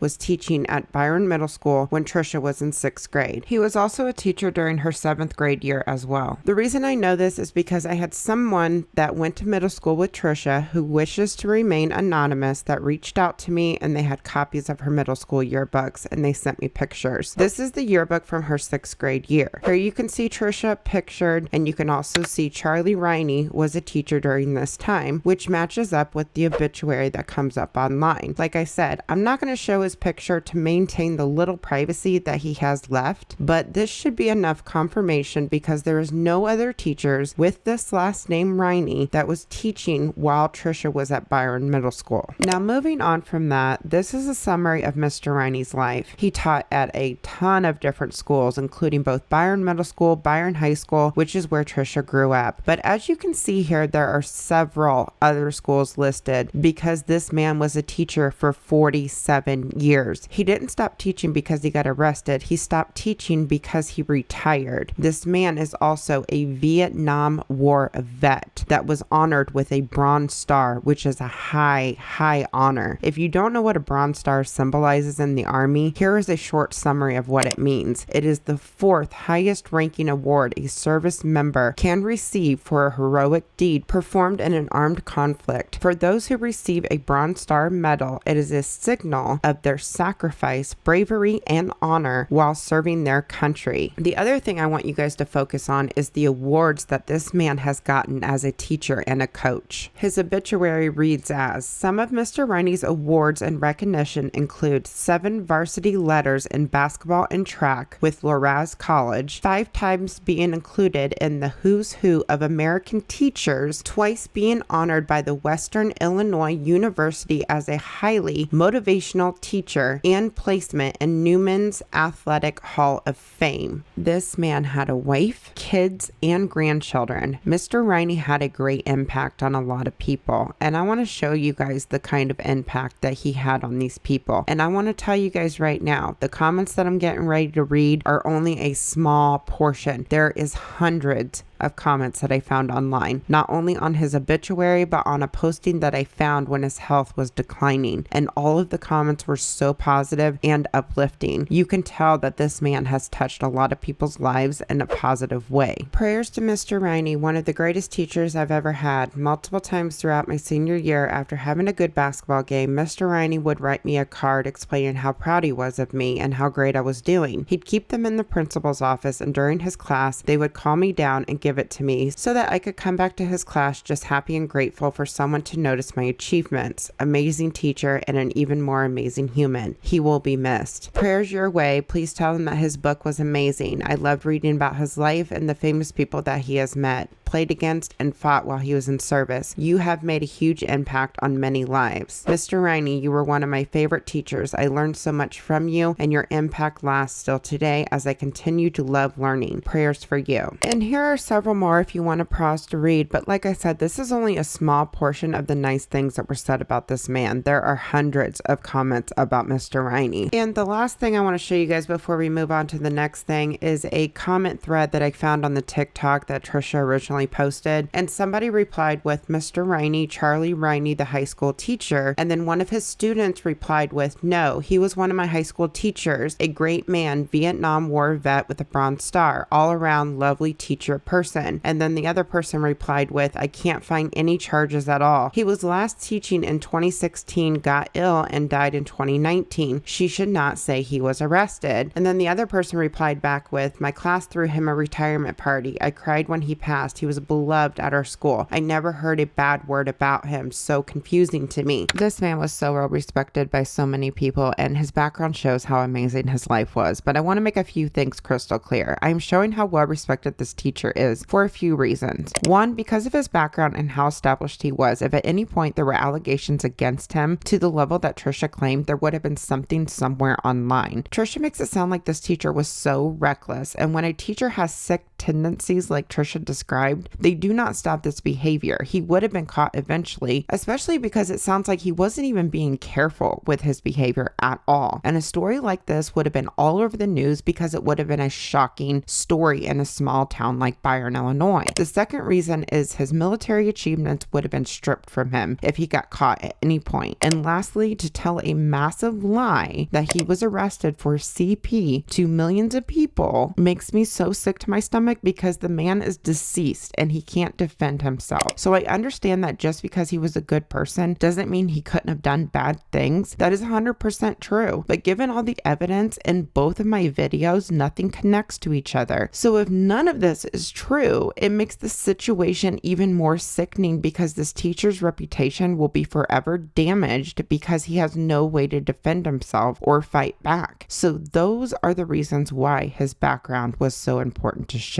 But we are going to take this a step further because I'm going to cover every angle of this. Now, some people disagree with me showing statistics, but I feel the statistics are a massive part of this story and it needs to be talked about. Given the stories that Trisha has told and how careless the schools and the teachers are, I find it it pretty unbelievable that Byron does not have one story online with essay between a teacher and their student. Trisha claims that this happened to her 3 separate times with 3 separate teachers, all in Byron, Illinois. And when we get into the next segment of the video, you will learn that Trisha has more stories outside of these 3 teachers. So in reality, she has made like 5 or 6 different claims with teachers only, which makes it even more important to look at the statistics. Now, I completely understand that maybe somewhere in the world this has happened to someone in a small town. I want you guys to understand that this is just another piece of the story that doesn't make sense. And I'm not talking about anybody but Trisha, because when you're in a small town like Byron, Illinois, the odds of 3 teachers having these tendencies is pretty slim, especially in a town with no history of something like this happening. So let's get into it. Trisha claims that 3 separate incidents happened with 3 separate teachers when she was in Byron. According to the TikTok that she posted back in March, she specifically said in that TikTok that it happened in the school she grew up in. Let me give you some background information on the town of Byron, Illinois. I looked up the crime rate of Byron, Illinois, and Byron is one of the safest towns to live in. In fact, Byron has an A+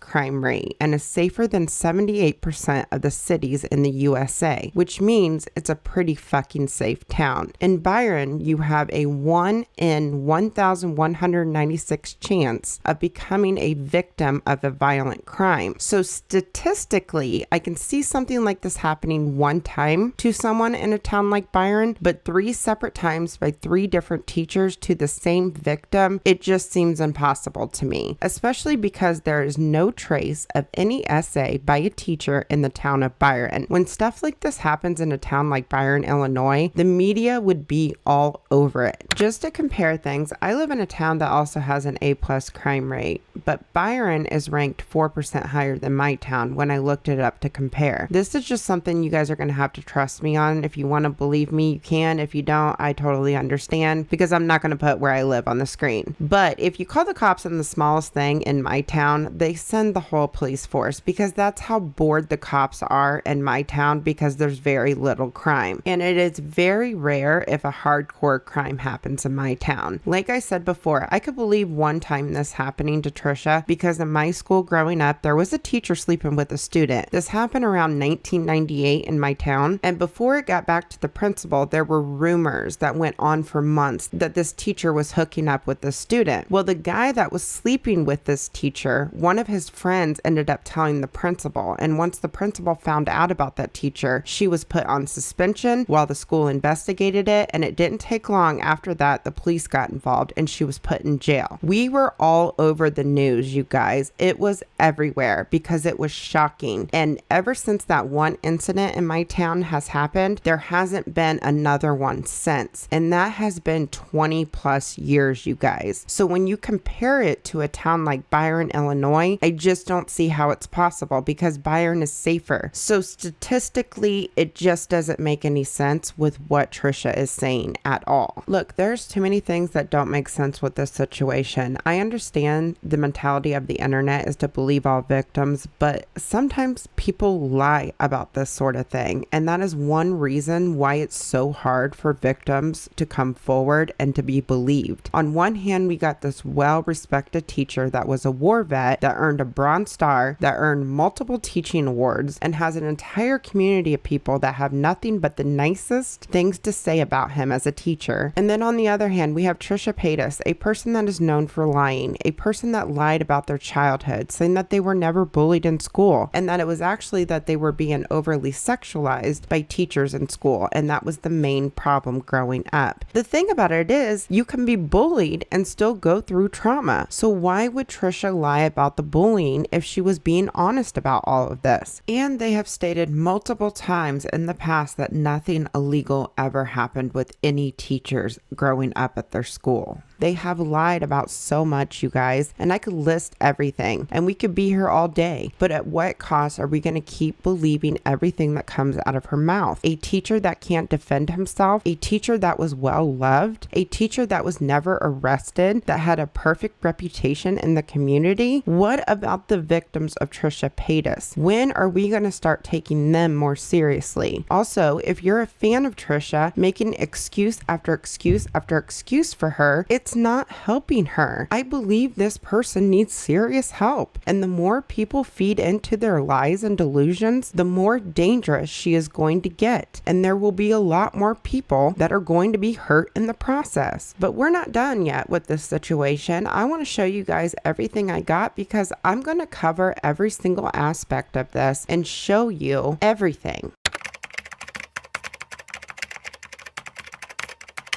Now, there's a ton of new information throughout this entire video, but there were a couple things I wanted to show you guys before we get into all the discrepancies in Trisha's stories. This info relates to the teacher we just talked about, and it relates to the other stories that Trisha has told online. I just wasn't really sure where to stick them in this video. So the first thing I want to show you guys is a clip that we watched at the beginning of the video, but I didn't really catch on to what she said until I was re-editing this video. So check out this clip and then we'll talk about it. Like the only way the motivation stopped when I was a kid was when I started gaining weight. And I remember I went away for the summer with my dad and I came back to school and that same person, my abuser, was like, you got too fat. And I was 10. So Trisha claims all this stuff about Mr. R was in the 6th grade and that she was about 12 years old. But in this clip, she specifically says that the only way that all of this stopped as a kid was when she gained weight, and then proceeds to say she was around 10 years old. So wouldn't that mean everything stopped at that point? If this is a true statement from Trisha, then this is another reason why all the allegations against Mr. R make absolutely no sense. I just thought this clip was interesting and it was another contradiction in Trisha's story. So I wanted to show you guys and kind of point it out to you guys in case you missed it when we watched it earlier in the video. Now, the other thing I want to show you guys is the clip from Trisha's mom's channel. If you watched episode 1, you guys know about husband number 4, which is Trisha's second stepdad. He came into the picture when she was in middle school, which would be around the age of 12. Trisha's mom posted a video several years ago talking about how great this guy was, and he left her a bunch of money when he passed away, even though they were divorced and they haven't spoken in years, which is crazy considering Trisha described him as a violent alcoholic in her book. In the middle of this video, Lena says something that's pretty shocking. Check it out. But I have to tell you one thing that happened in between his leaving. He had drank so much he fell into one of my daughter's beds, just stone drunk. And at that point, I was so afraid I was going to lose my children. I can't have someone who does that with my children in the house. And because I didn't want my children taken away from me. I loved them. I wanted to raise them as I was raised, just, wholesome and happy. And so, I told him, I said, you really have to stop. But he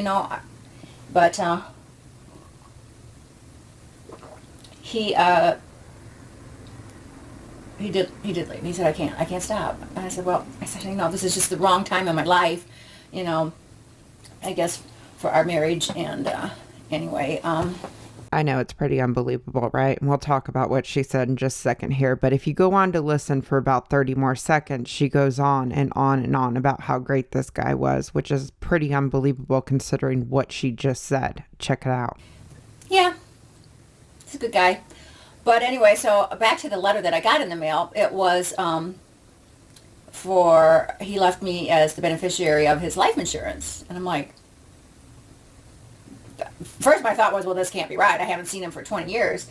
And I wasn't really going to do anything about it. And then I talked to my children about it, and they said, well, Mom, just look into it, he was a kind man, and you guys still loved each other, when you parted ways, maybe it's just him in some way saying, hey, I love you, I've always loved you, and I know you have always loved me. So there's no way she was talking about him just falling pass out drunk into her daughter's bed, considering she said she didn't want her children to be taken away from her and she wanted her children pure and wholesome. What else could she be referring to? This makes me really sad for Trisha because I believe this is true, and considering Trisha, to my knowledge, has never spoke about this, I think Trisha's real trauma is extremely hard for her to talk about. Just like when she talked about Tiger in the clips that we watched in episode 1, one, she couldn't really say what happened. But for your own mother to talk about how great of a guy he was, considering she just got done saying he fell into her child's bed, I can't even imagine how hard that would be for Trisha. Now, I know this husband was around the age of 12 because she talks about him in her book and it takes place during that time. And also in the leaked text messages to Ethan, Trisha states that it was 20 years ago, which would make Trisha around the age of 12 or 13. Considering how much Trisha has talked about the Mr. R story and the age that it takes place, what if she's twisting what happened with her stepdad onto this teacher? Just something that came to my mind, but all I can really say is just that this is just really sad. Lena ended up deleting her entire channel after this video resurfaced, which is another red flag with this whole situation. But let's keep moving and get into the discrepancies with the stories.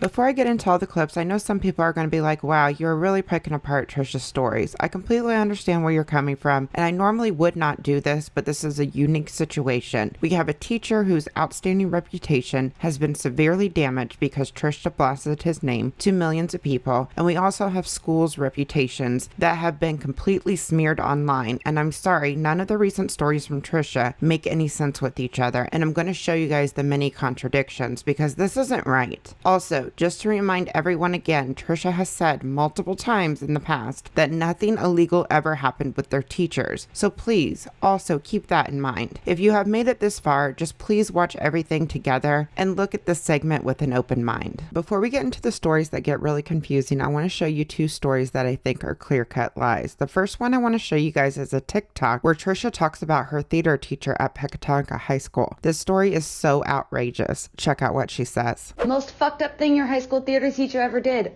Go. I will start. Okay, so he wasn't really a high school teacher. He was just like the director of our play. This was in a town called Pecatonica, Illinois. It was my last high school I tried to attend. I attended 3. And theater, I was never good. My uncle at Byron was the director and it was awful. But this was in Pecatonica and this had to do with my pee. I had to pee a lot because I was on a Slim Fast diet. I would just drink Slim Fast all the time. This was the second year in a row I was in these plays and these were really shitty plays. Like I'm talking the Playhouse had probably like 30 seats. No one came to see. And they weren't like common plays. They were like weird plays that no one heard of. I was in one called Swing Fever and I can't remember the name of this one. So basically I would like leave rehearsals like twice to go pee like every time we rehearse. And this time he was telling me that I can't go pee. So I ended up peeing on the stage. This one I was wearing pads and I had my period and so no tampon. So you know where that was going. So I peed on stage and he told me that I had to lick it up or I wasn't leaving. He locked the auditorium door and needless to say I escaped through the back and he was a freak. First off, this is so far-fetched and absolutely ridiculous, but in case you actually believe this, there was a person that commented on a video of this TikTok and they claim they went to Pecatonica High School with Trisha, and this is what they said. This is not true. I was literally there the entire time, including opening night, when you threw a fit and quit hours before showtime. You really need help. Now, this was on a video that was re-uploaded of this TikTok on YouTube. Just keep that in mind in case you're wondering why this comment is on YouTube and not on TikTok. Now, I'm not going to say this person's name on my channel, and you guys are just going to have to trust me on this, and I would hope that you could trust me because I would never knowingly lie about a situation like this. But when I saw this comment, I looked at the account, and it was an account that's been around for a while. You can see this in the screenshot. So what I did is I looked up the name of the person in Trisha's yearbooks from Pecatonica, and this person is in fact listed in her yearbook. So I believe this is a real person that went to high school with Trisha, and in my personal opinion, I believe this person 100% over the story that Trisha put online about her theater teacher. It's just crazy to me how easy it is for her to lie. Now let's move on to the nanny allegations. So most of you know the big blowout fight on Frenemies that was early in the podcast. Trisha was being so disrespectful to Ethan and Hila, especially their parenting. In this podcast, Trisha takes jabs at their choice over having a nanny in their home to take care of their son while Ethan and Hila is at work. This is the clip I'm talking about. Check it out. Can we move past this? When I have a kid, I'm not going to have nannies. That's for damn sure. What does that mean? You're not going to have a babysitter when you have a kid? How are you going to do anything? You're going to... What does that mean? You're trying to attack our parental abilities? Let's just move on. That's how... Everybody has nanny. They work. People work. You can take care of kids and work. I never had a nanny. My parents, I never had a nanny. And so you think we're bad parents? That's what you're insinuating? I didn't say that. I said I would never have a nanny. Did I say you had a bad parent? You're putting words in my mouth. I literally said I would never have a nanny if I had a kid. But I have a nanny. Yeah. That's a problem. I don't think it's a problem. I would just, if I was lucky enough to have a kid, I would just spend my time with the kid and figure it out where we could, figure it out. Because my mom and dad did that. My mom was a single mom, and we still never had a nanny. She didn't work when you were like 1.5? She worked at night. And nobody watched you? My brother. Now, in this clip you guys just watched, Trisha specifically says that her mom never had a nanny. And at the end of that clip there, she even said under her breath she never had a babysitter. Well, after this aired, Trisha was getting backlash over pretty much everything she said to Ethan and Eli. And Trisha uploaded a video on her channel trying to explain her point of view. Now, keep in mind this video has been deleted off of her channel, but listen to what she says. My personal experience, I had a female caretaker at a very young age, like, do inappropriate stuff with me. This is what Trisha does. She takes something that is so horrible like SA to make people feel guilty into forgiving her, or she uses it to drive points across because SA is something that she knows should never be questioned online. Trisha specifically said in the fight she never had a nanny, and once the heat got on her, she made up the story about being abused by a caretaker as a child. One big thing I want to bring up is Trisha's mother worked 4 jobs. It's specifically stated in her book. And there are also clips everywhere of Trisha saying her mom worked 3 to 4 jobs her entire life. And it was just in the clip we just listened to on the Frenemies podcast. They didn't have a lot of money at all. Her father didn't have any money until Trisha was in middle school. So even if you were questioning it, I don't understand how they could even afford a caretaker. But if that wasn't bad enough, once her and Ethan tried to work things out on Frenemies and talk through what was said about the nanny situation, Trisha also tries to guilt trip Ethan on the Frenemies podcast with the same story. Check it out. You throw a jab. I said something like, I want to have a nanny. Then you said, tell me then how I should do it. I said, do you want my opinion? You said, when there's 2 working adults, I said, do you want my opinion? And you said, yes.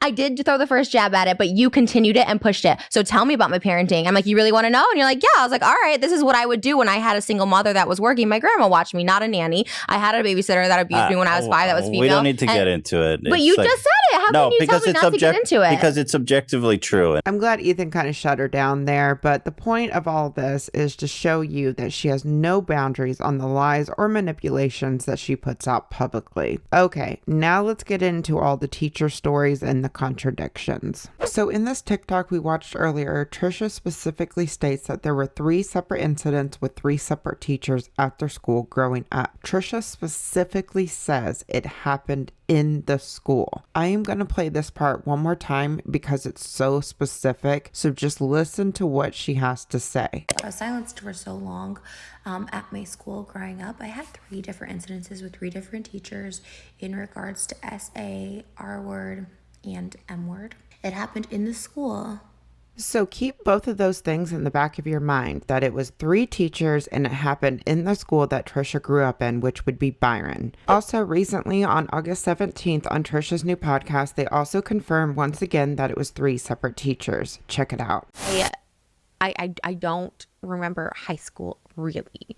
I remember the important events. Okay, we switched high schools. I switched 4 times. I went to California. I went to private school. I switched a lot in high school. No pun intended. I remember, events. I remember sleeping with teachers. Okay, on this note, let me clarify this because a lot of people are like, wow. Again, this is that the disbelief, the compulsive liar. People just can't believe, wow, 3 different teachers had sex with you. It's like, yeah. As difficult as it may be for some people to believe, and in my head it's not difficult at all. Like I think to me, I thought it was normal. I saw it in movies. I was like, yeah, I will do this too. So as we go through the different clips, count the different stories. We already know one of the 3 teachers is Mr. So that leaves 2 teachers that we don't know the names of. Recently, Trisha uploaded a TikTok on August 16th where they specifically said that they talked about their story on Keemstar's podcast, Mom's Basement, of an incident that happened when they were only 6 years old. In this TikTok, Trisha specifically says that she has never told anyone of this story until the podcast. Check it out. This is why people shouldn't talk until they hear the podcast, because they sound absolutely stupid. I went on and shared my own R-word story that I've never shared with anyone else to drive a point across about it. I was super vulnerable. I was super embarrassed. Once it's out there, I'm going to be judged. I'm going to be judged forever for not saying something sooner, for not talking about it sooner, for doing it, for participating in it, for liking it.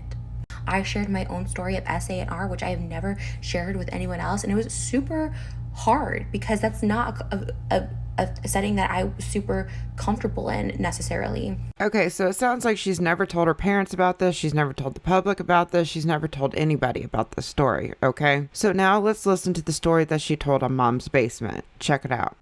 Yeah, but I don't think you know you're a victim. Like, my teacher was having sex with me when I was 6 years old, and I didn't think anything was wrong with it. And up until, like, I still don't think, like, sometimes I, like... 6 or 16? 6. Oh, that's awful. And so I didn't know. Yeah, but, like, for me, I was like, oh, you know, it was, like, attention from, like, an older guy. Like, I thought it was kind of cool. And then you realize, like, oh, that's, like, some fucked up shit. But, like, if you would have asked me, like, as a teenager, I was like, no, super cool. Like, actually, like, I didn't know it was sex at the time, right? You didn't know it was sex at the time. But then I was just like, oh, no, that was, like, I liked it, you know, whatever. And it's, like... But a lesser version of that is when I was in David's vlogs. First off, yes, that is the full story. I listened to the whole podcast, and that was the only time they brought up the story. Secondly, a lot of the stories that Trisha has told usually is brought up when they're talking about David Dobrik. Most of the clips that we're getting ready to watch is when the David story was popping online. Lastly, Trisha saying she has never talked about this story before is really fucking confusing to me, because either there were multiple assaults when they were 6, or they have a really bad memory, because Trisha has brought up the 6-year-old story online a lot. But here's the thing about it. The story changes every time it's told. Now I'm going to play a bunch of clips for you guys about this story. I'm trying to play them in an order that is not confusing to you guys, because it does get really confusing since the story does change a lot. So on February 16th, 2021, Trisha brought up the story during a rant about AB and the H3 podcast when the David Dobrik stuff was just starting. This was right after AB defended the Vlog Squad, and Trisha brings up this 6-year-old story to prove a point that her whole life nobody has believed her. Check it out. So from a very young age, people not believing me, people telling me from a young age, from 6 years old, someone saying that I provoked a sexual situation at 6 years old, and people believing that. Well, she did this. She said she liked this movie, so this is why I did this. And people are like, oh, well, okay, that makes sense. Well, you know, Trish, at 6 years old, she watched Taxi Driver and described this explicit scene to me between a 13-year-old hooker and a grown man. So, like, that's why it happened. And a judge being like, yeah, actually, that makes sense. You're right. So, okay, Trish, did you say that? Yeah, I did say that. Okay, so that you deserve this. Same thing as a fucking teenager. Well, she wore this, you know, and she came into my classroom and locked the door. So, like, it's okay. It's... Or that's why I did it. That's why I was provoked. She was a temptress.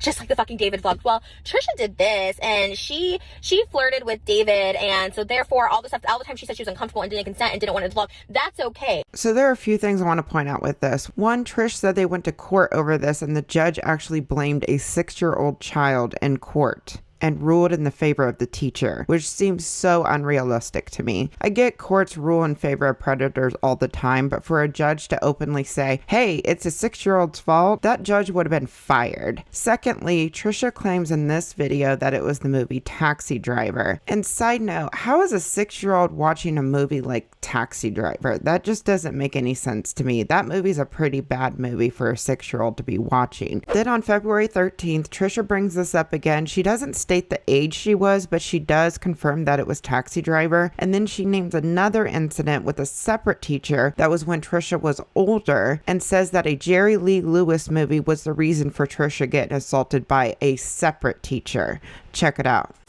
It stems from me being a little girl and having, you know, sexual assault at my school and stuff like that. It was, and being told from a young age, like, I'm like, oh, well, she wanted it, and she did this, and she dresses this way, and she talks about this. I remember my teacher put blame on me because I talked about how much I loved the movie Taxi Driver, which was about, you know, Jodie Foster being 13 and like seducing Robert De Niro and Harvey Keitel and stuff. And like, I talked about that movie so much, and I idolized and idealized. I remember opening up to this, a separate teacher that I had an incident with about the Jerry Lee Lewis movie, and Winona Ryder was 13 years old, or you know, she was playing a 13-year-old having sex with her 21-year-old cousin. I said, I hope that, like, when I was 12 at the time, and I was like, I hope when I'm 13, I hope I can have sex with somebody and stuff like that. And then, you know, so when they got confronted about it, their argument was like, well, she said she like wanted to like experience sex before she was 13, and then it was totally on me. And it's like, so I have that in my head that everything's totally on me. The best is, oh my God, you're so obsessed with them, like, just get over them.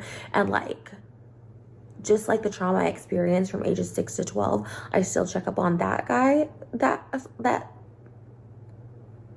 assaulted me.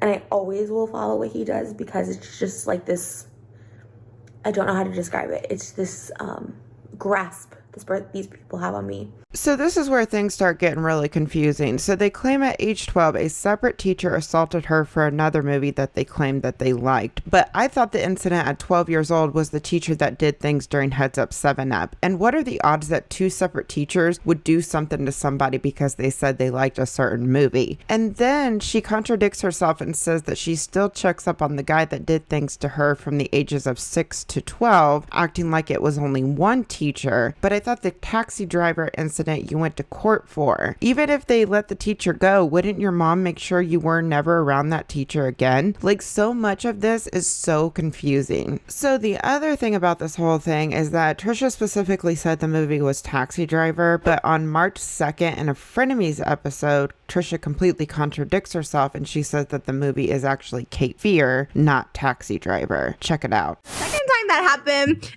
it was a teacher and another teacher, a different teacher, and he's like, well, she told me she liked the movie Taxi Driver, so like, or Cape Fear, Cape Fear. He's like, so I just put my thumb in her mouth to suck it. Anyways, it's a lot, but. And that's not all. On February 11th, she uploaded a video talking about this again, and she claimed that she didn't speak up for 15 years about the incident when she was 6 years old, even though she has previously stated that the incident happened and she went to court for it when she was 6 years old. And you go through it, let's say you endure it for years. I didn't say anything until 15 years after I was molested as like a 6-year-old. Does that mean that, like, well, she didn't talk about it for 15 years, so it didn't happen. She didn't speak up, so obviously it wasn't that big of a deal. Fuck you, AB. And then going back to the original TikTok of her saying Keemstar's podcast is the first time they spoke to anyone about this incident. She made it sound like she hasn't talked to her therapist or her parents about it. But on March 4th, she claims that for years, she told therapists and her parents that she was fine. I was molested at 6 years old by a teacher for years. And I told my therapist for years that I was okay with it, even at the age of 12. Having sex with a teacher. And I was like, but I thought it was cool. I thought I was fine with it, so that makes it okay?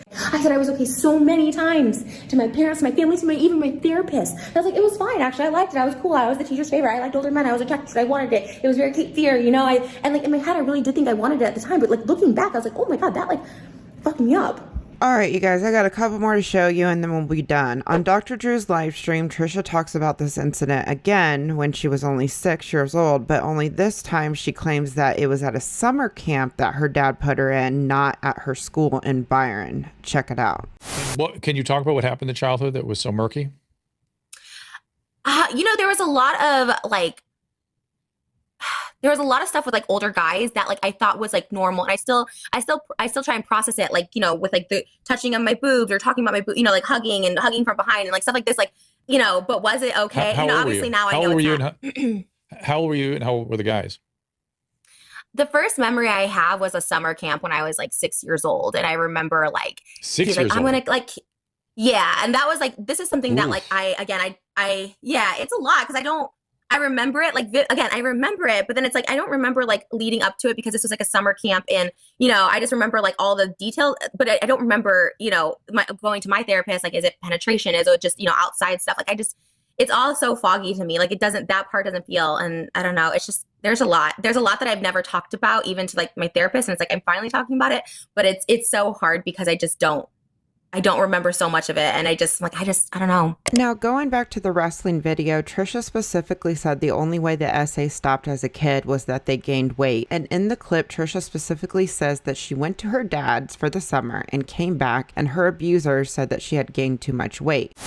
I remember I went away for the summer with my dad and I came back to school, and that same person, my abuser, was like, you got too fat. And I was 10.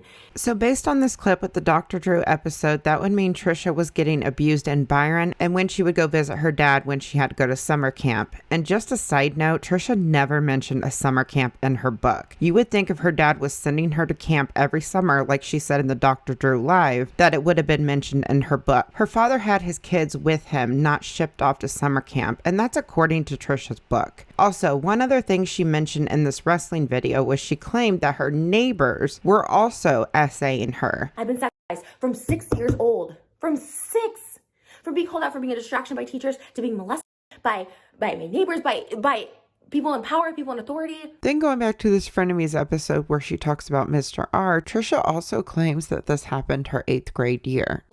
I did say something originally and like no one believed me. It happened again my 8th grade year. No one believed me. And I was just like. Also in this TikTok, Trisha claims another teacher incident in 2005, which would make Trisha around the age of 17. Okay, so let's summarize all this. First, the teachers. According to Trisha, there were 3 teachers and all incidents happened at their school. 1 is the allegations, 2 is the 6-year-old story with the movie reference, and I'm assuming possibly there was another 6-year-old story when she went on Mom's Basement because Trisha specifically said that she hasn't talked about it online. So I guess we will say that one is number 3. Then Trisha also stated there was another teacher at the age of 12 or 13 that also did something to her because of a different movie that wasn't Taxi Driver or Cape Fear, or that could be another version of the story, who knows, but I'm gonna call that number 4 since it seems like a totally different story. Then Trisha also claims this happened her 8th grade year, which would make her around 14 years old, but she didn't really go into details about that, but I'm gonna go ahead and say that's number 5. Then the last teacher allegation would be the TikTok where Trisha talked about unwanted SA in 2005, which would make Trisha around 17 years old. Then also according to Trisha, they also got assaulted at the age of 6 in a camp in California, and they were also assaulted by their neighbors at an unknown age. And lastly, Trisha also claims that she was abused by a nanny around the age of 5 years old. First off, all of these stories that Trisha told were in the past year, and they all came out after the Frenemies episode with Dr. Drew that we watched earlier in the video. Secondly, why is there so many stories about teachers? Trish claims this happened 3 separate times by 3 separate teachers, but based on all the stories that we have watched in this video, it seems like there's 5 or 6 total teachers, which is odd considering Byron has no trace of any SA with any teachers online. Now, the 2005 incident would have been in Pecatonica, but there isn't anything online with that school either, so I don't really understand. The other thing is, why did they say their teachers were coming to their house when they originally said it all happened at the school? Here is the clip I'm talking about for context. I'm pretty sure I was getting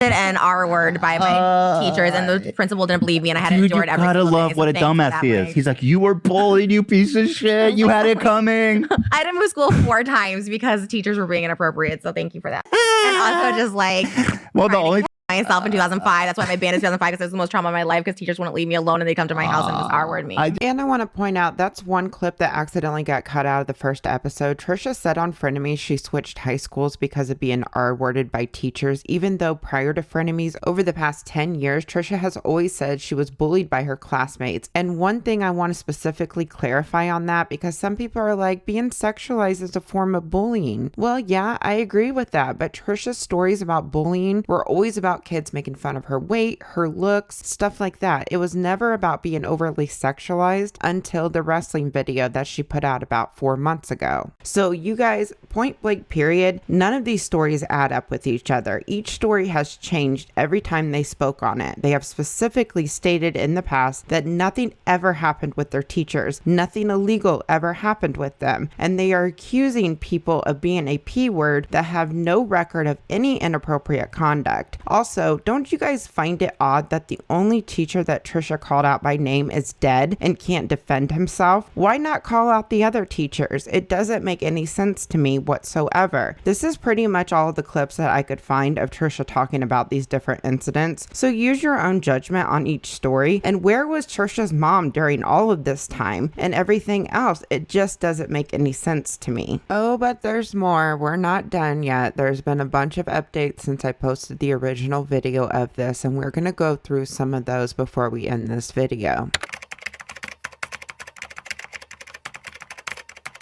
Now, as most of you know, there was someone that went to middle school with Trisha that came forward at just the right time to somewhat back up Trisha's story. We have to talk about this since I'm already re-editing this video. I just can't post this without the information included. I'm going to keep it real with you guys though. There's a lot of question in this situation, and I'm going to be transparent with you guys. A good chunk of this segment is circumstantial evidence and speculation, but I do have receipts to show you guys on why I feel the way I do in this situation. So let's start from the beginning before any of us knew that Morgan said something. On September 11th, 2021, Ethan Klein put out a statement on Twitter in reference to the teacher and what Trisha stated on Frenemies. This is a few days after my original video was posted. Ethan said the following: "It has come to my attention that Trisha in episode 17 of Frenemies called out a teacher by name and accused him of her during school. She claimed this teacher was arrested and served time for possession of CP. She also claimed that someone else had come forward to say that he them as well. Upon further review, these claims seem to contradict available evidence. Because of the nature of these claims against the specific teacher and the stress it's causing to his family, I have decided to unlist the episode for now until Trisha can better illuminate the situation. I want to emphasize that I do not believe Trisha would lie about something like this, so I want to give her the opportunity to clarify. But in the meantime, because the teacher has passed on and cannot defend himself, I feel obligated to remove it for now. Ethan posting this was so big, and I really appreciate Ethan taking the steps to remove the episode. So when Ethan posted this tweet, of course the story spread like wildfire. The next day, on September 12th, Trisha put out a bunch of tweets. Some of them were in reference to Ethan's tweet, and some of them were about stuff going on with Moses. Shout out to Papa Gut, because he was one of the only channels that I could find that had all of these tweets, because every single one of them has been completely scrubbed off of her Twitter. Out of all of these tweets, there was one that really stood out to me, and Trisha said the following: I've only ever shared stories when other people come out with theirs first. I have so many awful, unmentionable things that have happened to me in my life, but I'll wait till others share their stories until I chime in. People only believe me when others have the same story. Again, this was before any of us knew anything about Morgan. What immediately popped into my head was Trisha was probably getting in touch with someone from her middle school, and that person was going to come forward with something similar to what Trisha was saying online. What Trish described in this tweet is exactly how things unfolded online, and then Morgan magically came into the picture. The other thing that I found really odd during this time of Morgan coming forward is Trish was on her Facebook live streaming old videos. If Trisha posted on Facebook on a regular basis, I would have thought nothing of it, but prior to the recent stuff, Trisha has not been on Facebook since 2018. Her first activity since 2018 on Facebook was on August 23rd, 2021 to update her profile picture, and a couple other little postings that didn't get much attention. Side note, the few postings that she did were all after I posted a live stream talking about the teacher and talking about what I was putting in part 2. Trisha knows about this live stream because she vaguely responded to it in videos, and she also put a privacy claim on it, which is why it's not up on my channel. The reason I am focusing on Facebook so much is because Facebook is the #1 social media app people use to reconnect with people they went to school with. And we know that Trisha has talked to former classmates on Facebook before, because there is a shit ton of receipts of her talking to people from her hometown. I am not going to read through them in this video, but pause to read if you want to see more information on that. So don't you guys find it funny that on the day that Ethan put out his tweet about removing the Frenemies episode, which was on September 11th, that Trisha posted a live video on Facebook that would get her followers' attention on the app. And then shortly after this, Morgan magically appeared. That's quite a coincidence if you ask me. Trisha also live streamed another video on Facebook the exact same day that Morgan's tweet started getting attention, and screenshots were being posted online, which was on September 13th, 2021. Could it be a coincidence? Yes, definitely. But Trisha has a lot of coincidences that constantly surround her, especially with the story coming out. Okay, so now let's talk about Morgan and the tweets she posted, and let's read through them. The original tweet that Morgan posted that got attention said the following: It's fucking true. I went to school with her. He wasn't arrested for CP, but he was fired for watching P at school. And yes, he used to grab us while we played Heads Up 7-Up. And my dad is the police chief in Byron, and I guarantee he remembers Mr. R being fired for watching P while students were in class, if you need further proof. Now keep in mind, she specifically said that it was a game of Heads Up 7-Up. Trisha has wavered with this game in some of her videos. Some of them talk about the game, and then some of them say that it was during test time, and some of them don't even involve the game. But put a pin in this game, because we're going to talk about it a little later. The other thing I want you guys to keep in mind is Morgan specifically said that it was all true, which sounds like she's backing up all of Trisha's story. And the last thing to keep in mind about this tweet is she specifically says that Mr. R got fired for watching P at school, and in capital letters she says while students were in class. She makes it sound like she was there and she saw it happen, but how in the hell would you know this? Especially because it happened years later when he wasn't even her teacher anymore. So after this tweet sat for a day or two, people started noticing it and responding to her. Side note, what sucks is none of these tweets have timestamps on them, so I don't know the exact order of all these tweets, but the next one said the following. He would, quote, rub our shoulders while the game was being played so no one could see. He did this to multiple girls. I just don't know if we were old enough to pick up on what he was actually doing. It was in middle school. So before she claimed it was all true and claimed that he would grab them, but in this tweet she is saying that he would rub their shoulders, which isn't anything that Trisha has claimed. And she specifically says that he did it to multiple girls, which is a very important detail to keep in mind. Then the next tweet said the following, and I don't know who all he did this to, so someone else's experience could be totally different than mine, but I know he would rub our shoulders and go way too low. Now, I'm not going to say this changed my life because it didn't, but he definitely did that. So before she claimed that he did this to multiple girls, but in this tweet she is claiming that she has no idea who he actually did this to, which doesn't make much sense because to me, wouldn't you at least remember someone else that this was done to if you were so confident that he was doing this to other girls? Those two statements contradict each other, especially because she says someone else's experiences could be different than mine, because before she made it sound like there were a lot of girls that were experiencing the same thing as she was. She also says this didn't change her life, which to me seems like she never gave it a second thought if it did happen. I have had teachers touch or squeeze my shoulders in school before, and I never gave it a second thought because I knew it was innocent. Touching or rubbing shoulders is not the same thing as Trisha claimed at all. Now, moving on to the next tweet, she said the following. Okay, I'm not saying he was convicted of CP. I'm just saying he was very handsy with the girls and was fired for watching P. Hold for the message from my dad. Again, this contradicts a previous statement of not knowing who else it happened to and not knowing others' experiences. The next tweet, she drops the text message from her father, who is the police chief in Byron. The text message says the following. Morgan says, do you remember Mr. R being fired for watching P on his computer while students were in his class? Her dad responds with, vaguely. That's an odd question at 8 a.m. Morgan replies with, Trisha Paytas is famous now and she outed him for being a creep. Her father responds with, oh. Morgan replies with, but she got it wrong. She said that he was charged with CP and I said, nope, I thought it was right. And then her father replies with, I don't think there were charges, but I don't remember specifics. Okay, so first off, vaguely is you barely remember something. So any specifics on the story from this person is immediately questionable since it's something that they vaguely remembered. Okay, you guys, so hear me out. There's a couple of things I found really strange in this text message and I want to point them out to you guys. And this could mean nothing, but I look at details so closely, which is why I notice shit like this all the time. So the first thing is, after Morgan's father said that's an odd question at 8 a.m., Morgan replies, Trisha Paytas is famous now and she outed him for being a creep. And her father responds with, oh. Morgan is talking about Trisha like her father is immediately supposed to know who she is. She didn't say there's a girl in my school named Trisha Paytas who is now famous. She just said Trisha Paytas is famous now, which to me seems like she knows her dad should know the name Trisha Paytas. And because she is telling him that she is famous now, that tells me he doesn't know the name from Trisha being famous. So how I interpret that is Trisha and Morgan were possibly friends in school, which is why Morgan didn't go into many details about Trisha to her father in those text messages. Her father didn't respond back with, well, who is that? Or I don't remember her. He just responded with, oh. So why that detail is important is because if they were friends in school, then they may be in communication with each other over the years or even recently, and both Trisha and Morgan acted like they haven't spoken to each other since middle school. Morgan actually told me she barely remembers Trisha in the school when I spoke to her in DMs. So I just thought that detail was interesting. The other thing about this text that makes me question things is Morgan's response back to her father when she says, she got it wrong. She said that he was charged with CP and I said, nope, I thought I was right. Read that again to yourself. I said, nope, I thought I was right. She is saying the sentence, I said, nope, which sounds like she was directly responding to Trisha at some point and told her, nope, he wasn't arrested for CP. He was fired for watching P. Like I said, it could be nothing and it could be just Morgan wording the text weird, but I'm already thinking in my head that Trisha and Morgan had contact with each other before Morgan even came forward. Again, this is just my speculation. Use your own judgment. It's a small detail, but just something to keep in mind. Now, the next tweet from Morgan says the following. He became chief in 2000, the year I was in 7th grade, and had him as a teacher. Mr. R was fired years later. So in this tweet, she confirms that her dad was police chief at the time of her having Mr. R as a teacher. She also claims that it was in 7th grade that she had him as a teacher. Trisha claims that she had him in 6th grade. They were in the same class as each other, so the timeline should match up. She also claims it was years later, which is what Trisha claimed at one point, and Trisha also claimed that it was a couple years later as well. Regardless, Mr. R wasn't at the schools after their 7th grade year. Trisha's 8th grade year, Mr. R had moved to a different school. So either way you look at it, the timing doesn't line up with each other. The next tweet says, a couple years, not multiple. I can get a hold of the principal who worked then. My guess is people questioned her about the timing, and then she changed her tweet to a couple years instead of years later. Now, I don't have the response to this next tweet, but someone asked her why didn't the police originally do anything about this teacher watching pee in a classroom full of students, and Morgan replied with this. Because it's Byron, Illinois, you wouldn't understand if you didn't live there. He was a well-to-do white man and was pushed under the rug. Okay, so there's a lot I want to say about this tweet. This tweet is very confusing because Morgan is insinuating that Mr. R was a wealthy person, and that is one of the reasons why it was pushed under the rug. Mr. R wasn't this rich man. He was a teacher, and teachers don't make a lot of money. And I know some of you may say, well, maybe he came from money, and I would normally agree with you that that is possible, but Mr. R's background and criminal history has been looked at by numerous of people online, and this can be verified easily. But Mr. R had to file bankruptcy at one point, and people don't file bankruptcy unless they are struggling financially. So her statement makes absolutely no sense. She also said another reason why this was pushed under the rug because he was a white man. But Byron, Illinois is predominantly a Caucasian town. So to insinuate that his skin color was one of the reasons it was pushed under the rug makes no sense either. Plus, if it was pushed under the rug, how would she even know that? Because she wasn't even that confident with him getting fired until she started dropping screenshots from her father and former students. So if she had to verify the information, how would she know that something like this got pushed under the rug? It's just a weird statement. Now, the last tweet I'm going to show you guys is the tweet that made her disappear. Someone replied to Morgan with the following tweet. If your dad was police chief and he knew the teacher was handsy with little girls and didn't arrest him, he probably should step down as chief of police. And then Morgan replied with, he wasn't chief then. So she changed her statement about her father being police chief during this time and then deactivated all of her accounts. One thing I want to say is if you go back and look through all of these tweets, there's hardly any traction on them. I was watching all of this happening and there were about 2 or 3 people questioning her, and the tweets that were questioning her weren't mean or hateful. They were just questioning the situation, and they weren't doxing her either. But she deactivated everything, which is odd to me. Yes, she did get doxed and doxed herself, but it wasn't until after she disappeared that people were starting to share the screenshots everywhere. The other thing I want to point out is Trisha was completely private when Morgan's tweets started to get attention because she had her Twitter breakdown 2 days prior. But Trish started liking these tweets immediately referencing Morgan, including a tweet that straight up doxed Morgan, bringing more attention to that girl and her personal information. Trisha's Reddit also posted screenshots doxing the girl. And I'm going to say one other thing about Morgan. I did talk to Morgan in DMs because she came back for a short period of time and put her account on private before disappearing again. And she did say it was okay for me to share some of this info as long as I kept it private, which I have redacted all of her info in this video. I specifically asked Morgan if she heard anything about Trisha and teachers at her school, any rumors or allegations against Mr. R or any other teachers, and Morgan replied with the following. No, I didn't, and I didn't hear any rumors about her and other teachers. If they went around, I've since forgotten. Given all the stories that Trisha has told in regards to this teacher, don't you think this rumor would have been everywhere at Byron? Wouldn't there be more to this rumor than just him getting fired for pee? Something about the situation doesn't add up to me, and I find it so convenient that nobody from Byron has spoke up all these years when Trisha has dragged the towns, the schools, and the teachers through the mud. They only spoke up when Trisha was in hot water over a lie that she told millions of people. Magically, Morgan appears right when Trisha needed it the most. And what is so funny, this Morgan person was in my original video when I showed the yearbook page to verify the yearbook and the teacher. So out of all the people that were in the middle school, it just so happens to be a person that could be easily verified. But please make up your own minds about the Morgan situation. These were just all the things that were red flags to me. The other thing thing is we do have statements from Byron's students about Mr. R, and not one of them verified Morgan's or Trisha's claims about the teacher being handsy. They only commented on whether or not he was fired. So let's go through all of those right now. So this first screenshot was dropped by Morgan on Twitter, and it was a group chat with some of her Byron classmates. And she said, "I'm in a very heated Twitter argument. Do you guys remember Mr. R being fired for watching P on his computer while kids were in class?" And somebody replied with, "Yes, I remember. I think it was Paul Redacted who caught him." And then another person replied with, "Yes, I remember." Now this next screenshot came out of a Byron Facebook group, and somebody in this group asked if they knew Mr. R, and somebody replied with, "He passed away." And somebody else replied with, "There are pretty serious allegations made by a famous internet person, which I'm finding hard to believe considering he was employed in 2 other schools after Byron." And then a former student of Mr. R replied with, "I remember him, 6th grade. If I remember correctly, there were allegations that he was looking at adult content." And then in parentheses, they said maybe worse on school computers. The other side of that, I heard he was set up by parents that didn't like him for one reason or another with a link to questionable content in an email. Last time I heard anything about this was probably 15 years ago. It's been a long time. Now this next screenshot is also out of that Byron Facebook group, and the person said the following: "As a former student over 27 years ago now of Mr. R, I find the allegations appalling. Mr. R was always professional, steadfast teacher who not only taught us what was in books, but to think for oneself and to be heard, to have an opinion and a voice, and to be a positive contribution to whatever you engage in. He was loud, he was direct, and he always told it like it was, but he gave us as much respect as he demanded of his students. He taught us what it meant to have pride in others and ourselves. He was an awesome teacher and one I will never forget." And the last screenshot says the following: "Hi, I was a student of Mr. R in 6th grade. My dad was also decent friends with him as he also taught at Byron and coached his sons. From what I recall from my dad, Mr. R opened an email from either a coworker or a friend that had adult content. A student saw it and reported it to their parent and he lost his job. He did go on to teach and coach in other districts after that. He was never inappropriate ever. He also helped with women's basketball. Trisha Paytas was a year younger than me in school, and from what I recall, she was mostly homeschooled during her 6th grade year." First, let's talk about the claims of Mr. R being fired for P. All of these other screenshots, the former students are all over the place on what exactly happened. Some of them think it was an honest mistake, some of them think it was a setup by a parent, and some of them heard that he was purposely doing it, because that's what happens when rumors start. It's like a game of telephone. The story starts out as the truth, then by the time it gets to the last person, it's a completely different story with completely different context to it. I also want to point out there is nothing on Mr. R's teaching record that would indicate he got fired for something like this. This is also easy to verify. There are postings all over the internet about this. I am just not putting the real personal information in this video because I think it's unnecessary since it's all been verified on Reddit, and I don't want my video to be all his personal information everywhere. But this all has been verified online. There is nothing on his teaching record. He was able to go on teaching for 15 plus more years at 2 other schools after Byron. If he was actually sitting in a classroom full of students watching P, there is no way he would have gotten another job. If this story is true, I am more inclined to believe that it was a mistake or a setup, which would make sense as to why he was able to go on teaching at other schools. One more thing I want to talk about before we get into Trisha's response. When Trisha had her breakdown on Twitter, she also linked DMs between Ethan, Hila, and herself. There are a couple DMs that I want to read real fast. The first one says the following: "Ethan says you need to make a statement on the Mr. R stuff." And Trisha replied, "You don't get to tell me what I need to talk about. I've talked with his family. They are unaware of the report I made as a child. They want it to go away. You do not get to tell me how to handle my essay." And the other one I want to read is, "I am begging and pleading for the last time to never mention me in passing again. Moses is now being falsely accused of R. I was M-worded as a child and the family had no idea, and now they're getting harassed because you guys are allowing the subreddit to post his name. I am happy the frenemies is taken down. I was told inaccurate information as I often misspoke on situations that I just believed without researching. I had reported this as a teenager. There are reports of it." First off, I do not believe for 1 second that the family would speak to Trisha. Trisha told a lie of him being arrested for CP to millions of people. I do not believe for 1 second that they would give Trisha the time of day. Secondly, Trisha claims that the family did not know about all of this, but then goes in to say that there are reports at the school about this teacher. So how on earth would they not know about any of this? Also, if there are in fact reports at the school, how in the hell has nobody heard of these allegations? allegations with Trisha and the teacher, and how in the hell did this not make the news if there were allegations against a man that was well respected in the community? If you don't live in a small town, you probably won't understand this, but in small towns, everyone knows everyone's business,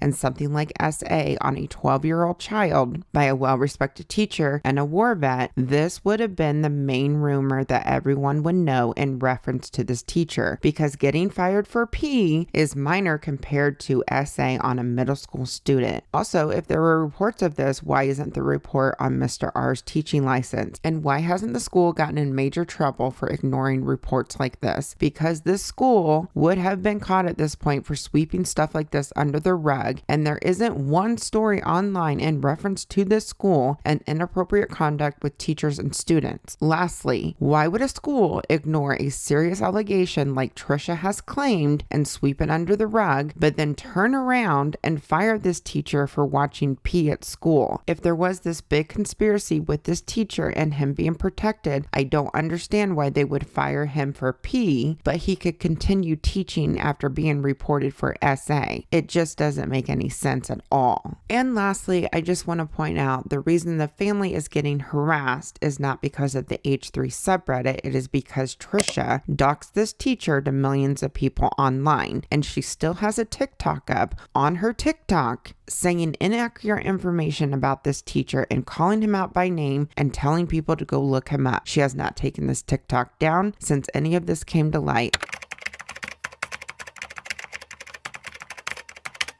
So of course, after Morgan came forward, Trish made the decision to address the situation in a video, and this is what Trisha had to say. No, this lying thing has come around recently. That Trisha lies so much. There's a difference between misspeaking, hearing things and not getting all the facts right, not fact checking, and also versus sharing something you know to not be true for the malicious intent of tricking someone or making someone look bad. I get stories mixed up. I hear things from people and I don't fact check, and that was ultimately why I should never have had a podcast. I should never have been on Frenemies. But I'm not the only person in the world to do that. Having said that, I have never lied about any things that have happened to me. I've only felt comfortable enough sharing and stating the name of somebody after I had been told about what I said, and I will correct myself, was arrest for CP, which is actually fired for watching P in a classroom full of kids. First off, this is more than just not fact checking. She told millions of people to look up arrest for CP that isn't real. She doxed a person and their family when she told this lie, a lie that is still up on her TikTok. Secondly, there is no proof that Mr. R was ever fired for watching P at school. This is another fucking rumor that Trisha carelessly told to her millions of followers. There's no proof of this at all, and there's so many conflicting stories with what happened. She is just smearing his name all over again. I've never lied. It was a hard thing for me to even say then, but I felt safe enough to do it because of that reason. I've only ever felt safe enough to talk about someone when other people are talking about them and you're like, okay. First and foremost, the family's getting doxxed. This man in question is deceased and the family is getting harassed, which it's turned into a lot. And the source of all this is the H3 subreddit. That is without a doubt where it's from. I check it like I would check up on a toxic ex-boyfriend, trying to figure out like what they're saying, what's happening next, and that's where all of it's stemming from. No, Trish, this is your fault. You are the one doxing people who passed away and can't defend themselves, accusing them of crimes they never committed. You're urging millions of people to look it up. It's your fault the family is getting harassed and doxed. It's not H3's fault. It's not the subreddit's fault. It's not my fault. It's your fault. All the information and the harassment, and I was just getting harassed constantly over the weekend saying apologize to the person because of a video that someone just Googled some facts, said this person is this and this, saying their name. So it's sending more hate to the family, saying their hate name to me, which was just beyond triggering. Because here's the thing, I never thought any of this was a problem. I thought relationships I had with teachers and older professionals my entire life as a child, as a minor, as a teenager was fine. No one talked about it. No one said it wasn't like. And even for me, I never felt trauma. I've talked about this numerous times. I never thought it was trauma. I never thought it was trauma until I started unpacking it. And I was like, oh, this might be the reason for this. I switched school districts 5 different times. I went to Byron School District up until the age of 14, and I switched for a different reason. That was also misconduct. I have no sympathy for what I said. I have no sorrow for that. I just wish literally families weren't getting harassed, and also I wasn't getting harassed for it. this is why I will never talk about ever again any of my, even if someone comes out with stories about teachers or professionals, medical professionals in multiple school districts. I had conversations. I'll never say anything anymore because of this reason, because the backlash. I was always scared of it before, and now it just proves my point that no matter what I say. Trish, yes, I Googled some facts. I did some research. I looked into the situation. None of it makes sense at all. And yes, it is facts. Cold, hard facts. Secondly, I had to say his name because I had to prove his innocence because you doxed him and spread a lie on your platform to millions of people. And in your response to, you thought all of this was fine, you never seen anything wrong with it, you didn't see it as trauma and all this other stuff, then why would you report it? Why have you said over and over again that you have reported this incident, even though there's no proof of it anywhere, that you reported anything, that any of this ever happened, nobody has any recollection of it, if you see nothing wrong with it, but why would you report it? I don't understand that at all. There's so much that you say that makes absolutely no sense whatsoever. Now, someone did come out, a former classmate of mine, which is, it's easily verifiable that this was a classmate. We were in the exact same class the same year. This person shared really personal information to verify they were who they said they were. Their dad is prominent in this town, and this person shared all that information, shared text messages with other people we went to school with, talking about this incident, and basically just saying, yeah, like he was creepy, just like I said. I mean, grab me, okay. There's way more severe stories that have happened with other people, but this particular situation, you know, same situation, we know, during the game, all this stuff, and then, you know, he did get fired for. Now, Trisha mentions the game in this clip, which we have confirmed with Morgan that it is in fact Heads Up 7-Up. Now, you guys saw all the clips together and heard everything that Trisha claims this teacher did to her during a game of Heads Up 7-Up, right? So here's my question to Trisha. How in the hell is it possible for a teacher to achieve the things that are being claimed if Heads Up 7-Up is a game where there are 7 students that are standing up with their eyes open while the rest of the class has their heads down on the desk with their thumbs up? How could a teacher go down your pants, kiss your neck, feel your chest if there are 7 students with their eyes open the entire time, with their main focus being on the students with their heads down, which would include Trisha? I do not understand how it's possible to do these things, and he was never caught. The other thing is Mr. R was a high school teacher. He wasn't normally a middle school teacher. 98% of his career was teaching at high school. So I find it odd that an advanced high school teacher like Mr. R would play such an elementary game like Heads Up 7-Up anyways. And then people are making excuses for that even. There's, no matter what I say, it'll never be good enough. And now that someone's come forward, that person's getting harassed. I try to follow her as of today to at least reach out and just at least say thank you for just, because she did say, like, you know, no, he wasn't arrested. And the person who told me originally, they also had instances with, you know, similar in our sphere. And so thank you for, you know, she had a different thing and different reaction and all that stuff like that. But, you know, this is a person, I haven't talked to anyone from Byron, Illinois in 20 years, probably. If you want to be specific, probably 19 years. I haven't talked to anyone. I moved away when I was 14. My mom let me come live with my dad in California because of a situation that happened. And when I was 14, and I switched schools a lot. You know, I don't want anyone getting harassed in a situation. Now that someone's come forward, it's not good enough. It's like, oh, just a random person, which can easily be verified in our yearbooks. I had rumors that this teacher was even teaching at the same. That's also going to be verified. There's so many things that can be verified. You know, I didn't feel comfortable talking about it further. The time when I mentioned it on the podcast, like I was talking about that therapy at the time, and I was heated. I was upset, and I don't talk about it because part of me is like, there's a lot of emotions, you know. Part of me is like, oh, it wasn't that bad, like I laughed, I thought it was funny, I liked attention, like, you know, stuff like that. And part of me is like, no, it wasn't. And then after this weekend, just seeing it spammed, and then also the note from Ethan, and then the text from Ethan being like, you know, you have to make a statement about this. And I was just like, it started the panic mode in me. It was the fight or flight that kicked off, and I was just like, oh my gosh. And then I really started feeling like I did do something wrong in this situation. Okay, I have a lot of things to say to this and then we're going to be done. So she is acting like she only shared this on Frenemies and was only comfortable talking about on there because she was heated and upset, and goes on to say that that was the only time she felt comfortable talking about it. But you guys saw all the clips and how many times she brought up the story. So that's a lie. The other thing is she is insinuating she switched schools due to misconduct when I have a whole video showing a completely different story and years of receipts of Trisha talking about how she was bullied from the kids in her school, not teachers. Over the past 10 years, Trisha always claimed it was mean kids until Frenemies. Also, she specifically says again, there was someone else that had stuff happen with the teacher, even though there's no trace of any of this. I also find it funny that she specifically states that all of this can be verified in yearbooks because she knows that Morgan was in the video. That's why all of this is so convenient. You guys have no idea how hard it was to find those middle school yearbooks because they do not keep those online. The high school yearbooks are easy, but middle school, it took me months and months to get a source to verify this information and get my hands on those yearbooks. So it's just so convenient that Morgan was one of the ones that was on the one page that I showed out of that yearbook, even though the yearbook had pages and pages of different students that weren't shown in the video. Lastly,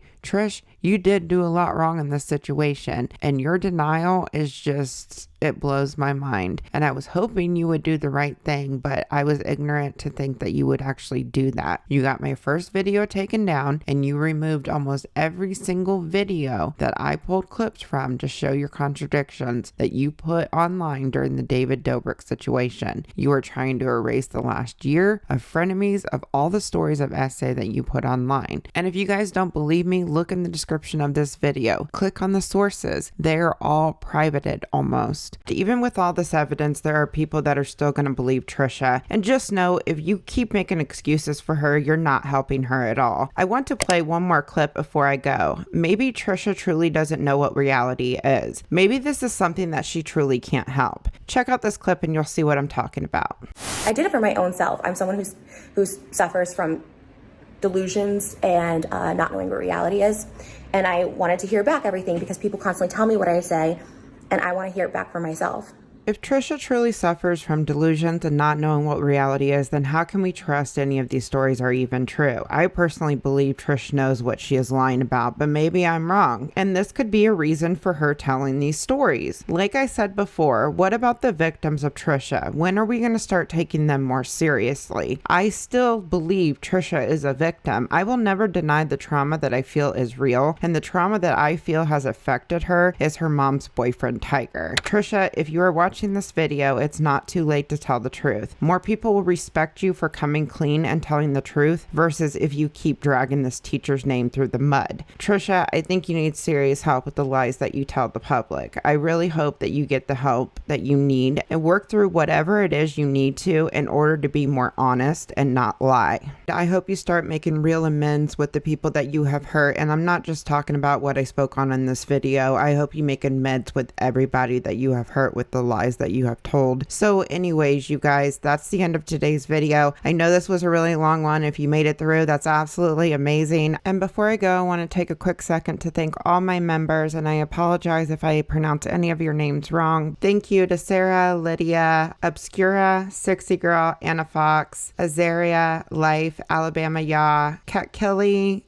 Janora's, Labyrinth, Gerline, Shelby, Eloise, Evelyn, Anna, Ashley, Amy, Eve, Queen, My Love, Floral Foam, Mimmi's Art, Ruby Red Shoes, The Shower of Slime, Beyond Help, Starla, The Dark Magician, Susan, Sam, Lori, Stephanie, Leah, Liz, Diana Beth, Claire S, Smiley Mama, Bugsy B, Ginger Snap Girl. I appreciate you all so much. Thank you so much for being members of my channel. Also, a special thank you to Mimmi's Art for all the channel art. Thank you so much for all your hard work on everything. Her information will be linked in the description box below. And to everyone else, thank you so much for watching this video. Information on the next episode will be posted on the community tab. I will get it out to you guys as soon as I can. It's probably going to be a few weeks before it gets posted, but if you have any questions, feel free to ask in the comments below, and I'll see you guys all very soon. Bye guys.